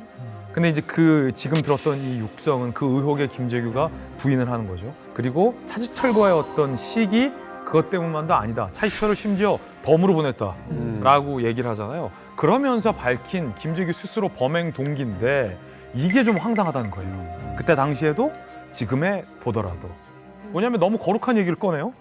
국민의 민주화 요구를 억압하는 박정희 정권의 염증을 느껴오다가 독재 종식을 위해 자기가 암살했다는 거예요. 당시 김재규 중앙정보부장이 유신 체제에 반대를 했었던 적이 있었나요? 그런 기록이 없어요. 박정희 대통령이 시키는 대로 오히려 더 나아가서 충성 경쟁을 벌여왔던 인물이 갑자기 박정희 대통령을 암살하고 나서 민주화라는 거 들고 나왔다라는 게 너무나도 어색했다는 거죠. 그러면서 더 나아가서 이렇게 얘기합니다. 민주주의 국가에서 대통령은 자유민주주의를 지킬 임무와 책임은 있어도 독재를 할 권한은 없다. 이렇게 얘기했는데 그 말이 맞는 말인데 김재규 중정부장이 할 말은 아니었다는 거죠. 그러면서 정말 김재규가 자유민주주의에 관심이 있었는지에 관련된 퀘스천 마크가 네. 그때도 지금까지도 계속되어 오는 거죠. 그러니까 다른 의미로 말하면, 다른 식으로 바꿔서 말하면 박정희식 경제 성장의 패러다임이 이제는 한계를 다한 겁니다. 그럼 그게 이제 정치적 불안으로 나타나요. 우리 국민들도 배고플 때는, 굶을 때는 이제 밥 먹는 게 우선이지만 어느 정도 먹고 사는 문제가 해결되면 다른 욕망을 갖거든요. 민주화를 하고 싶어하고 이런 상황 속에서 일어나는데 여전히 차지처럼 뭐 한 겁니까? 계속 밀어라라고 하는 거고, 내가 볼 때 이 분위기 대단한 민주주의자는 아닌데 적어도 더 이상 이런 식의 강압 통제는 가능하지 않다. 통치 스타일을 바꿔라라고 나름대로 조언을 하고 싶었던 것 같아요. 사실 내가 이제 유학하고 돌아왔을 때 그분들은 이분을 갖다가 김재규 장군이라고 부르더라고요. 그래서 김재규 장군 복권 운동을 하는, 그래서 이분을 갖다 민주투사로 만들겠다라는 이런 뜻을 갖고 모이신 분들이 있어서 세미나를 했고, 거기에 내가 이제 발제를 하러 갔어요. 발제를 하러 가서 저는 뭐라 그랬냐면, 아니 유신 체제 지속되도록 한 번도 유신에 대해서 반대한 적이 없는 거고, 심지어는 김재규 장군 이분도 원래 초대 보안사령관이었거든요. 그때 납북 어부들을 고정간첩으로 몰아가지고 두 사람 15년형을 살린 사람이에요. 그러니까 반공을 이용해가지고 사실 민주주의를 갖다 억압했던 그런 사람들이거든요. 근데 이분을 갖다 민주주의 투사로 그 반열에 올려놓는 건 좀 아닌 것 같다라고 발표를 했죠. 그랬더니 그 현장에 있던 분들이 상당히 실망했던 기억이 나요. 이제 진중권 교수님의 이야기까지 듣다 보면 이제 김재규가 어떤 생각을 가지고 직접 단독으로 일을 한 사람인지, 배후에 또 다른 무엇인가가 있어서 도구로서 활용된 사람인지, 이게 이제 또 달라지는 지점이거든요. 그래서 사실은 이 김재규의 그 박정희 대통령 시해 사건이 있었을 때 배후가 있다. 김재규는 사실은 앞에 있는 간판이고 사실은 뒤에 있는 배후 세력이 있다 하는 음모가 또 등장을 했었습니다. 이게 요즘까지도 나와요. 네. 그렇죠. 여기서 또 이제 음모론의 시작이죠. 미국이다. 그러니까 이제 그래서 나오는 게 뭐겠어요? 미국이잖아요. 왜냐하면 미국 입장에서는 이제 박정희라는 한국 정치 지도자가 굉장히 불편하고 위험하다고 생각할 때죠. 왜냐하면은 이제 인권유리라든지 독재뿐만 아니라 독자적인 핵무장을 시작했으니까요. 이만갑에서도 얘기했잖아요. 미국 대통령의 지미 카터는 주한미군 완전 철수하겠다, 선거 공약을 지키겠다고 와요. 그래서 박정희 대통령과 지미 카터 대통령이 서울에서 정상회담을 하게 돼 있는데, 그때 이제 외국에서 그 인사가 오면은 거리에 나가서 태극기랑 이제 그 나라 국기 흔들고 이제 환영을 하잖아요. 박정희 대통령이 굉장히 공을 들였어요. 지미 카터 대통령의 환심을 사느라고 막 환영하고 했는데, 준비한 영빈군에 들어가지 않고 나는 주한미군과 같이 있겠다, 용산으로 들어가 버렸어요. 그거는 굉장한 결례죠. 모욕이죠. 그다음에 아침에 지미 카터 대통령이 유명한 게 조깅이거든요.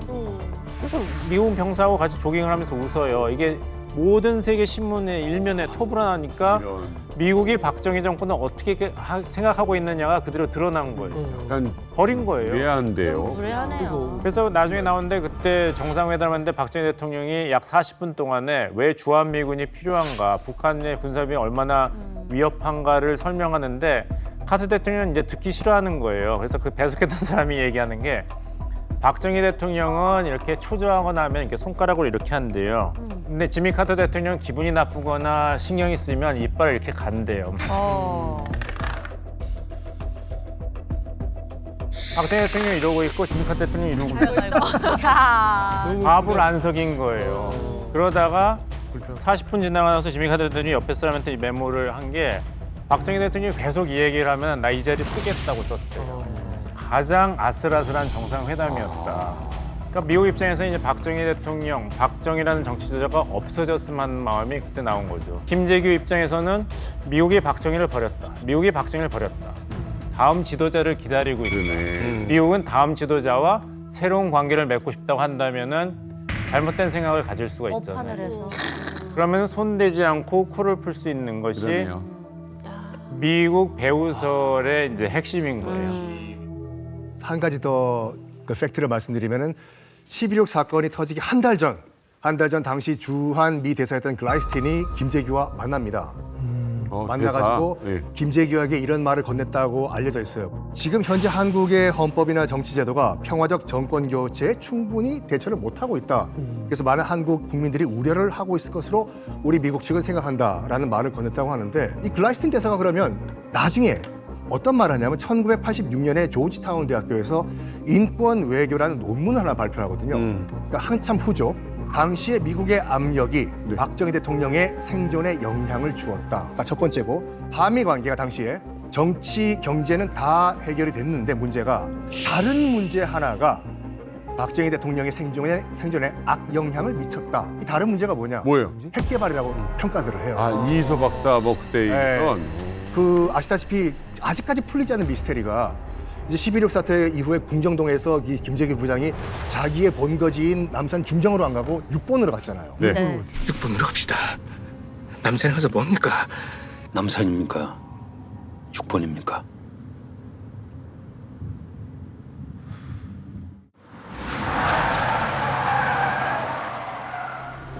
여기에도 미국 개입설을 주장하는 음모론자들이 있어요. 왜 멀쩡히 가다 말고 차를 돌리느냐. 그러니까 일단은 당연히 중정으로 가야 돼요. 자기 본성인 그렇죠. 남산으로. 네. 근데 미국의 개입설을 믿었다고 하면은 김재규 당시 중앙정보부장이 한미 연합사가 있는 6번과 국방부로 가는 게 더 유리했을 것이다라고 판단했다. 그래서 그쪽으로 갔다. 군을 잡는 게. 그것이 더 음모론 중에 하나예요. 어찌됐건 이렇게 수많은 음모론이 있다는 건 무엇 하나 이제 명확하게 밝혀진 게 없다라는 뜻이 될 텐데, 이 박정희 암살 미스터리를 가장 정확하게 이야기할 수 있는 사람은 세상에 단 한 명, 바로 김재규밖에 없었을 겁니다. 하지만 1980년 5월에 사형당했고요. 영원히 그의 입을 통해서 진실은 알 수 없게 됐죠. 그런데 최근에요, 이 김재규 사형 45년 만에 이 재판이 재심으로 다시 열린다. 재심으로 열린다 하는 이야기가 있어요. 과연 이 재심을 통해서 미스터리한 부분들을 밝혀낼 수 있을지 조금 더 관심을 가지고 지켜볼 필요가 있을 것 같습니다. 자, 역대 최연소로 한 국가의 지도자가 된 이들의 암살 이야기, 그리고 또 김정은의 평행 이론, 과연 연결이 어떻게 될 것이냐라고 하는데, 지금 한 인물이 빠져 있었죠. 네. 바로 일본의 아베 신조입니다. 자, 아베 신조 총리가 이 일본 열도가 발칵 뒤집히게 한 사건이 있었죠. 자, 2022년 얼마 안 됐습니다. 7월 8일로 가보겠습니다. 일본 역사상 최장수 총리, 우리에게도 익숙한 아베 전 총리가 총격을 당했습니다.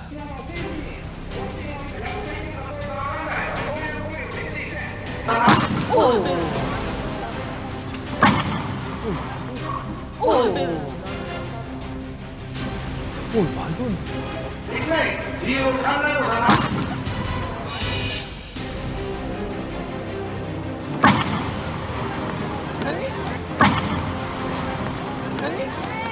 이때 더 황당한 건 사실은 경호원들이에요. 그러니까 이때 막았어야 되는데.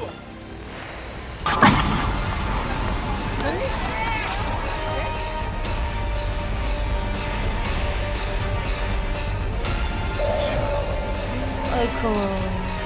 아휴, 너무 늦었어.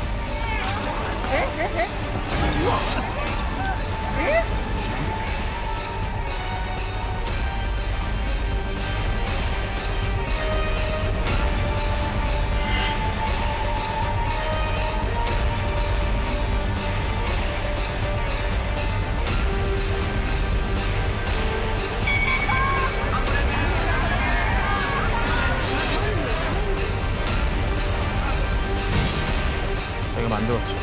누구 저기 있어.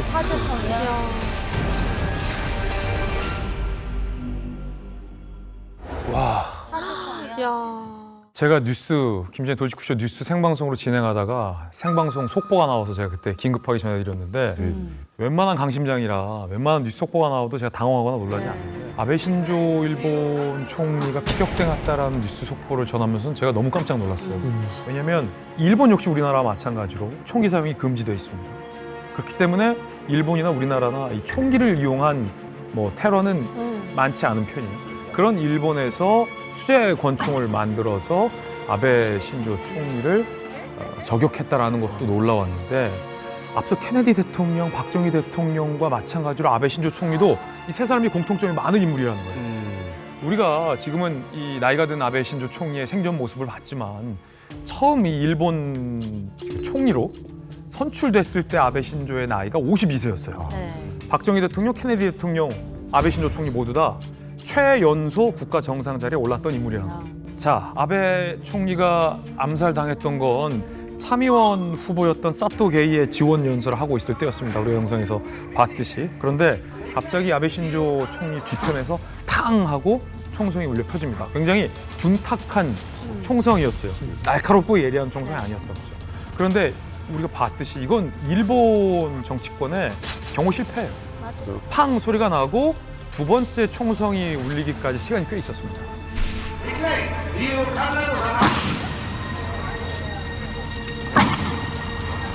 근데 지금 일본 방금 말씀하신 것처럼 이제 총기 규제가 엄격한 나라지 않습니까? 그럼에도 불구하고 일본은 역대 전현직 총리가 5명이 암살 또는 사살당한 일이 종종 있었어요. 일대 총리도 사살당했어요. 이토 히로부미, 안중근 의사에 의해서. 일대 총리가 이토 히로부미거든요. 근데 2차 대전 이후에 암살당한 첫 총리가 이 아베 신조 전 총리였어요. 그리고 일본이 그 총기 규제가 얼마나 엄격하냐면 우리보다 더 엄격해요. 근데 첫 번째가 뭐냐면 민간인은 절대로 총기를 소유할 수 없습니다. 소유할 수 있는 케이스는 일단 공기총 아니면 사냥용 산탄총 이것도 반드시 당국의 허가를 받아야 되고 관련 교육 이수받아야 되고 이거를 보관할 때도 총기와 탄약은 항상 따로따로 보관해야 돼요. 경찰이 와서 수시로 체크를 하고 이런 나라에서 뭐라고 할까 이 칼이 아니라 총기로 전직 총리로 암살당한 일이 벌어졌다는 것 자체가 충격적인 거예요. 왜냐하면은 또 여러 총리 중에서 아베 총리가 갖고 있는 위상이 있거든요. 그러니까 가장 최장기 집권을 했습니다. 그리고 기억나실 거예요, 아베노믹스. 맞아요. 그래서 잃어버린 일본, 잃어버린 20년. 아베노믹스 통해 가지고 한때는 그렇게 평가가 됐었거든요. 일본을 가서 잃어버린 20년에서 구원했다라고 해서 국내에서도 지지가 높고 그다음에 해외에서도 상당히 인지도가 높은 그런 인물이었습니다. 그래서 일본 우파에게는 이분이 이제 아이돌과 같은 그런 인물이었던 거예요. 그래서 건강상의 이유로 이제 사퇴한 이후에도 지지율이 71% 나와요. 맞아요. 그리고 자기가 찍은 사람이 후임되고 막 이런 거. 네. 그 지금 현 수상이 20%대입니다. 맞네요. 그러니까 그만큼 영향력이 대단했던 인물이었는데 그래서 이 암살 사건이 굉장히 충격적일 수밖에 없었습니다. 자, 그런데 이 살해 이유와 과정이 굉장히 독특합니다. 그래서 더 화제가 됐었고 과연 그 이유가 맞느냐? 라는 또 의문점을 굉장히 많이 또 불러일으켰죠. 야수의 마음으로 유신의 심장을 쏘았다 뭐 이런 건 아니고 개인적인 것이었죠. 그 암살범이 야마가이 데스야 일본의 세상자유대 출신이었는데 불만이 뭐였냐면은 자기 어머니가 통일교에 너무 빠져서 1억 엔 이상의 기부를 해서 가정의 파탄이 났다.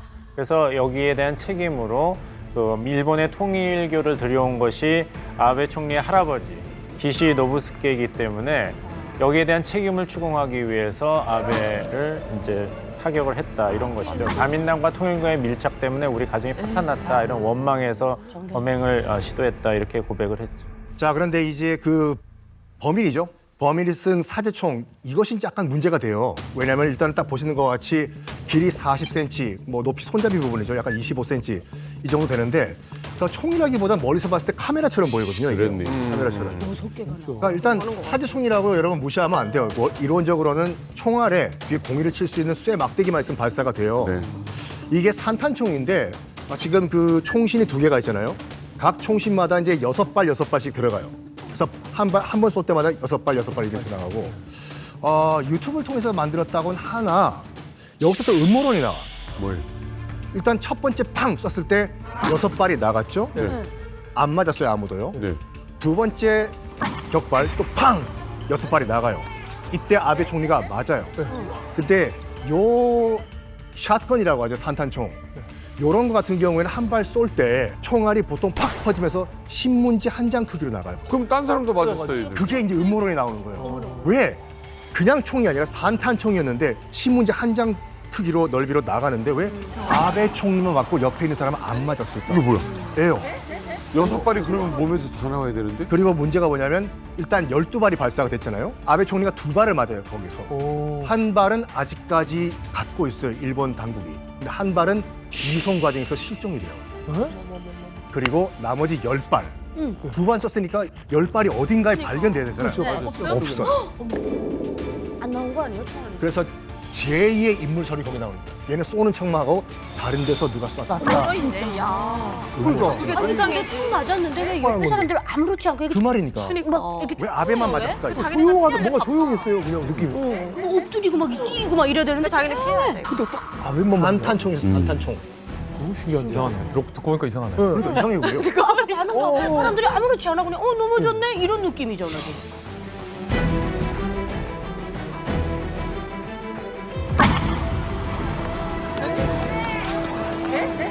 아무튼 뭐 이상하다고 맘먹으면 그것만 보이고 그게 더 크게 보이는 건 사실인 것 같아요. 맞아요. 자, 그런데 오늘 우리가 지금 보니까 북한의 독재자 김정은 역시 이 국가의 지도자로서는 최연소라는 기록을 가지고 있는 거잖아요. 자, 그렇다면 이 평행 이론에서 자유로울 수 없다라는 생각이 듭니다. 맞습니다. 우리 남북 동맹 이야기를 아주 똑똑히 새겨들어야 됩니다. 내가 그 2011년도에 이제 북조선을 집권하지 않았습니까? 그때 제 나이가 27살이었습니다. 진짜 어렵다. 국가 원수로서 그 기네스북에 오를 정도로 최연소 지도자였었는데 그렇게 함께한 지가 벌써 14년 차가 됐습니다. 리만갑도 함께한 지가 14년 차. 저와 함께 계속해서 이렇게 함께 달린다는 이야기죠. 오늘 우리가 이만갑을 하면서 왜 케네디 얘기를 하고 왜 박정희 대통령 얘기를 하고 왜 아베 신조 총리 얘기를 했을까? 이거 듣고도 깨닫는 게 없습니까? 무슨 모르겠습니다. 나는 그냥 나의 위대한 이야기를 하고 있습니다. 앞에만 보는 것 같아요. 이미 김정은이 세운 기록이 있어요. 아까 뭐 기네스 얘기도 했는데 신기록이 있습니다. 김정일, 김일성 아버지 할아버지보다 능가하는 기록을 세웠어요. 할아버지 아버지 네, 고위부 출신의 한 탈북민이 밝힌 내용인데 김정은이 공식 후계자로 오를 즈음부터 2019년까지 10년간 제거하기 위한 시도가 무려 26차례가 되는 암살 위협이 있었다라는 얘기가 나오고 우리 정보기관도 어느 정도 신빙성을 두고 보고 있는 내용이에요. 공식 통계가 있는데 김일성이 집권 후에 9번 암살 시도와 위협이 있었어요. 김정일은 생애 동안 14번의 테러 위협을 받았다라고 보고 있어요. 그런데 아버지, 할아버지와 비교했을 때 압도적으로 많은 수치인 26차례의 암살 기도가 2019년까지 10년간 있었다는 건 월등히 많은 수치인 거죠. 여기서 중요한 건 그 26번을 다 피해갔다는 게 더 중요한 겁니다. 그러니까 아직까지는. 자, 우리 또 김진 기자님께서 소개하신 그 케이스 가운데서 첫 번째 사건 제가 소개를 해드릴게요. 2012년 11월 3일이었습니다. 이때는 김정은이 집권한 지 이제 1년 조금 안 된 시점이었기 때문에 아직 어리버리 애송이에요. 이때 평양의 복합 편의시설 류경원을 우리 김정은 위원장께서 시찰을 하실 예정이었습니다. 여기죠. 그런데 일단 그 경원이 가가지고 조사를 했겠죠. 뭐가 없나? 여기에 있는 향나무 한 그루 아래에서 장전이 돼 있던 기관총이 발견됩니다. 그럼 이 말은 뭐냐면 팩트만 보면 누군가 김정은의 동선을 다 파악을 했을 것이고 장소를 지나갈 때 가가지고 기관총을 잡고 쏴라. 다 가능한 시나리오인데 그러면 이 철통 같은 북한에서 이런 동선까지 다 파악할 수 있는 사람이 누구일까? 당시에 이 철통 같은 북한에서 이런 동선까지 다 파악할 수 있는 사람이 누구일까? 당시에 장성택이 아니었냐라는 주장까지 있었죠. 그거는 좀 장성대야. 이경호는 노동당 39호실에서 자금을 대서 건설을 했던 그런 그 종합적인 봉사 기지라고 말할 수 있습니다. 그러니까 여기에 무슨 뭐 이발소도 들어가 있고 뭐 목욕탕 비롯해서 모든 그 봉사 시설들이 다 여기에 들어가 있었거든요. 근데 그래서 저의 그 장인어른도 같이 김정은하고 같이 동행을 해서 이 현지 지도에 같이 따라다녔습니다. 근데 그때 만약 그 이런 엄청난 일이 있었다는 것을 저희 장인어른이 만약 이런 일이 있었다 하게 되면 그걸 왜 몰랐을까요? 그리고 또 만약 있었다면 뭐 저도 알게 되겠죠. 근데 아직까지는 그 진위를 파악하기는 조금 어렵다고 생각을 합니다. 더욱이나 아까처럼 그 동선을 김정은의 동선을 파악해야 되잖아요. 경호를 맡은 경호 부대에 있는 그런 경호원들도 몇 시간 전에 압니다. 예, 김정은의 동선을. 그렇기 때문에 뭐 그 전날에 혹은 몇 시간 전에 향나무 밑에다 뭐 장진된 기관총을 갖다 놓고 이거는 언제 몇 시 몇 분에 그 자리를 지나갈 수 있겠다고 안다는 거는 정말 진짜 이렇게 생각해 볼 수 있는 게 거기만 묻었던 걸까요? 그 반경 몇 킬로 향나무 밑에 다 묻어놨던 거 아니었을까? 아니, 총은 그 국경을 통해서 들어올 수는 있습니다. 그러니까 밀수를 통해서 들어올 수는 있는데 그거를 이제 가지고 있으면서 김정은의 동선 그대로 쭉 보면서 이제 그 밑에다 총을 숨겨놨다. 야, 이거는 제 입장에서 무려 26회 있었다고 그랬잖아요. 내가 보입을 하면 일부러 이렇게 얘기해서 26회나 저희가 막았습니다. 그럼요. 점수를 주십시오. 이러겠어요. 그럼요. 아무나 붙잡아다가 너 테러하려고 그랬지 해가지고 자작극 만들어서 점수를 따는 거죠. 그럴 가능성이 있잖아요. 또 이거를 동선을 있는데 향나무 아래 기관총을 놓는다? 이거는 누구한테 뒤집어 씌우기 좋죠. 동선을 아는 사람이 몇이나 있냐? 그 장성택 숙부는 알 텐데요. 이러면 되는 거 아니에요? 그럼 끝나는 거지. 대체로 이제 파티라든가 이제 행사에 참가하는 그 고위 간부들이 있지 않습니까? 네. 그 고위 간부들도 5대까지 와라라고 장소를 지정해 줍니다. 몇 시까지 나오라고. 그다음에 그 장소에 모이는 것이죠. 요게 장성택이도 예의가 안 됩니다. 그러니까 이제 이 장소에 모이게 되면 요게 974 군부대 있지 않습니까? 중앙당 6초라고 하는 사람들. 이 기본 경호부대 사람들이 버스로 가지고 옵니다. 그래서 여기 버스를 태워가지고 오대론가 갑니다. 간 다음에 이게 다 창문 카텐을 다 쳤기 때문에 어디로 가는지 모른대요. 그게 장인어른이 하는 말이. 그러면 일단 간다면 아 여기가 대동강 초대소로구나 이렇게 안다는구나. 그렇게 동선에 대한 굉장히 그 특급 비밀이 있는데 어떻게 그것도 스나이퍼 자그마한 총이라고 모르겠는데 기관총. 이건 말도 안 된다. 아니 이것 말고도 사실 이제 수없이 많은 또 위협들이 좀 있었을 것 같은데 저는 또 이제 이만큼 하면서 좀 기억에 남는 게 뭐예요? 그때 보면은 이제 김정은이 탄 차에 그 경호원들이 이렇게 둘러싸가지고 막 뛰어가거든요.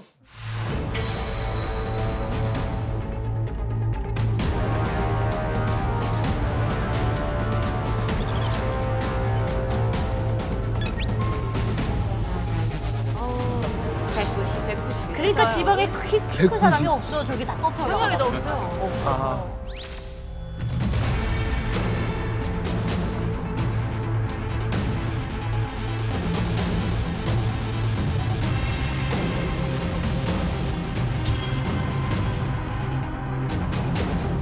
전근대식 경우죠. 전근대식. 어우 난리 났네 난리 났어.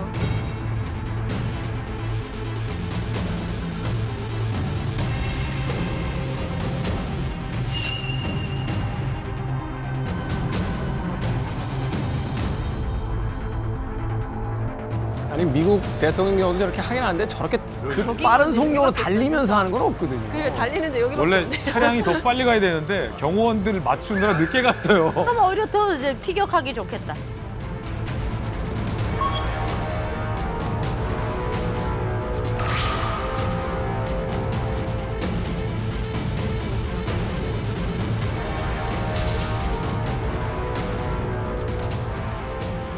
아 이게 기회라. 끝에. 아니 오늘 그 리만감 식구들이 저를 굉장히 걱정해주지 않고 있습니까 지금? 창피할 근데 걱정할 필요가 없습니다. 360을 24시간 우리 12명의 경호원들이 저를 항상 보좌해주고 있습니다. 그래봤자 사람이에요. 오늘도 내려올 때 함께 내려와서 지금 지하 1층에서 밥 먹고 있습니다. 고생 그만 시켜요 고생. 이가 인간 방패도 있지만 아예 우리 대통령을 우리의 리더를 없애는 가능성을 0으로 만들겠다라는 아예 그런 사인을 보여주는 거고. 그래서 뭐 그냥 일반 경호가 아니라 이것만 뭐 헌신과 충성의 마라톤이라고 볼 수 있죠. 류현 대사 아버님께서 어떤 일을 하셨다고 그랬죠? 1호위부에서 군관으로 복무를 하셨습니다. 1호위부가 어떤 곳입니까? 김일성을 근접 경호하던 그런 부대였습니다. 아 그래요? 예. 그러면 뭐 이거 뻔히 다 알고 있다는 거 아니에요? 예, 그러니까 저는 그 김정은의 암살 시도가 성공하리라는 거는 좀 믿질 않습니다. 그러니까 불가능에 가깝다라고 생각을 합니다. 그러니까 최고 지도자의 그 근접 경호를 맡아보는 그런 1호위부가 어떤 부대라는 걸 알게 되면 아마 다들 깜짝 놀라실 겁니다. 그러니까 이 1호위부 군인들을 위한 군관들을 위한 그 아파트가 위수교역 안에 있거든요. 네. 그러니까 이 위수교역이라는 그 안에 들어가려면 몇 곳의 그 보초소를 거쳐야 합니다. 이거 통과해야 들어갈 수 있거든요. 이거는 외부와의 모든 그 연결을 다 차단시키는 거거든요. 그런 말이죠. 네. 그 다음에 두 번째로는 이제 매 세대마다 다 벨이 있습니다. 비상벨이. 그러니까 이제 새벽 3시, 4시에도 자다가 이 비상벨이 울리게 되면 이제 아버지들이 다 군복을 챙겨 입고 예, 딱 밑으로 내려갑니다. 그러니까 현관에 내려가게 되면 벌써 차가 와 있는단 말이죠. 그러니까 한 버스가 한 서너 대가 와 있는데 거기에 다 탑니다. 그래서 이제 행사장으로 가는 거고 그다음에 또 일단 행사장에 갈 때 군복이 아닌 사복을 입었다 하게 되면 여기에 배지를 달거든요. 그러니까 이 L이 있지 않습니까? 이 깃, 이 뒤에다 무슨 이 배지를 답니다. 그러니까 자기들만 통하는 그런 배지를 다는데 이게 뭐 한 30일, 뭐 20-30개 정도가 되거든요. 그러니까 매일 바뀌어집니다. 이게. 그러니까 이제 오늘은 내가 목란꽃을 달았다. 내일은 무궁화를 달았다. 하게 되면 예, 못하도록. 그리고 또 이 사람들은 사복을 입지 않았어요. 그러니까 우리가 대체로 생각하는 게 최고 지도자다 하게 되면 그 반드시 그 옆에 있는 사람만 경호원이라고 생각을 하는데 사실 그렇지 않거든요. 그 대회를 한다 하게 되면 이 대회장에 앉아 있는 사람들 속에 경호원들이 다 박혀 있습니다. 그리고 또 이제 신체 검사라는 걸 6개월에 한 번씩 합니다. 그러니까 저희 아버지도 이때 여기서 뭐 비형간염, 항원, 양성자라든가 세상에. 예, 그러니까 이런 항원 양성자 전염성 질병이 나오게 되면 나갑니다. 그리고 또 정신 건강에 약간 이상이 있게 돼도 나갑니다. 혹시 모르지 않습니까? 이거 김정은에게 뭐 어떻게 될지. 그럴 정도로 허위사업 이게 굉장히 철저합니다. 크다. 네. 근데 저 양반 집안이 정말로 얼마나 암살을 두려워하냐 하는 방증 중에 하나가 비행기를 안 타요. 그렇죠. 일단 할아버지와 아버지는 원래 고소공포증이 있어가지고 비행기를 안 탔어요. 근데 저 양반 같은 경우는 비행기 많이 하잖아요. 그럼에도 불구하고 이제 해외 순방 갈 때는 꼭 기차를 타잖아요. 네. 물론 저기 2019년도에 이제 하노이에 갔을 때는 전 세계에 이제 알리기 위해서 나 간다 하기 위해 가지고 이제 기차를 탄 이유도 있지만 일단 비행기가 영공을 벗어난 순간 이론적으로는 격추가 가능해요. 그리고 지금 김정은 같은 경우에는 국제사법재판소에 지금 체포영장이 발부된 상태지 않습니까? 그래요? 그렇죠. 그래가지고 이론상으로는 북한 영공을 벗어난 순간 끌고 강제 착륙이 가능해요. 그래가지고 비행기를 무서워한다는 얘기예요. 그렇죠? 차가 좋아서 기차 탄다니까 왜 자꾸 비행기로 자, 그만큼 철저하게 자신의 경호에 신경을 쓴다는 건 그의 공포의 크기도 그만큼 크다는 걸 이야기하고 있는 게 아닐까 하는 생각이 듭니다. 나치 독일의 히틀러,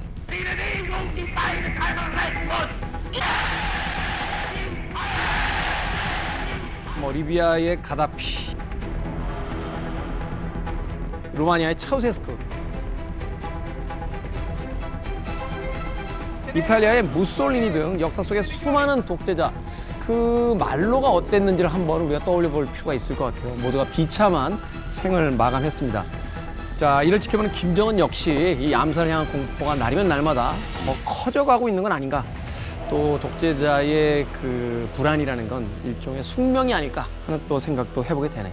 민주주의 사회에서는 권력 승계 절차라는 게 일반적으로 있습니다. 시스템이 있어서 뭐 지도자가 유고가 발생하면은 그럼에도 불구하고 국가가 이제 운영되는 시스템들이 있습니다. 근데 보통 독재라는 게 혼자서 모든 걸 다 한다라는 거잖아요. 그러니까 그렇게 되면은 저 사람만 제거하면은 그 자리에 내가 올라갈 수 있는 겁니다. 그러니까 민주주의 국가보다도 특히 이제 독재 국가에서는 암살의 위협들 또는 유혹들이 훨씬 더 큰 거죠. 그래서 그만큼 더 독재자들은 불안할 수밖에 없는 겁니다. 네. 평양이론 억지로 갔다가 한번 끌어서 다시 놓자면 케네디 미국과 일본은 너무 어이없는 인물에 의한 죽음이었어요. 우리나라로 보자면 측근으로 연결할 수 있지 않나. 그러니까 뭐 북한에서 측근 말고 누가 김정은? 한 가지 오늘 앞에서 너무 이제 음모론에 너무 빠져가지고 조금 걱정이 좀 되는데 그렇게 생각하시면 됩니다. 하늘에 별이 있잖아요. 모든 그 개별적인 파편적인 사실들이 있어요. 그런데 그걸 연결하잖아요. 우리가 연결하면 하늘에 별자리가 그려지거든요. 그러니까 전갈도 있고요, 여기 오리온도 있고요, 큰 검도 있고요, 작은 검도 있고요, 북자도 있고 다 있거든요. 근데 그 선은 있죠, 내 마음속에만 있는 거라고 생각하시면 됩니다. 아니죠. 잭이 있다니까요. 잭루비가 있다니까. 잭루비. 나중에 이거 밝혀지면 어떻게 하시려고 그래? 잭루비. 그 잭루비는 별이에요. 별이고 오스왈드도 별이고 있는 게 문제라는 거죠.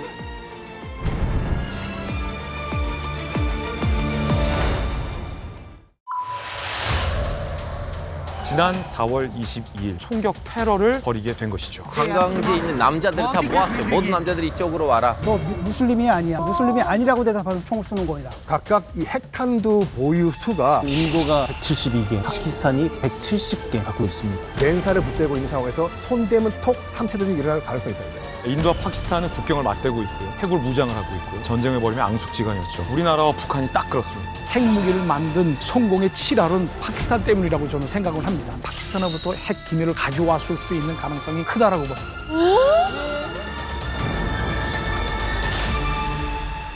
즐거운 next channel.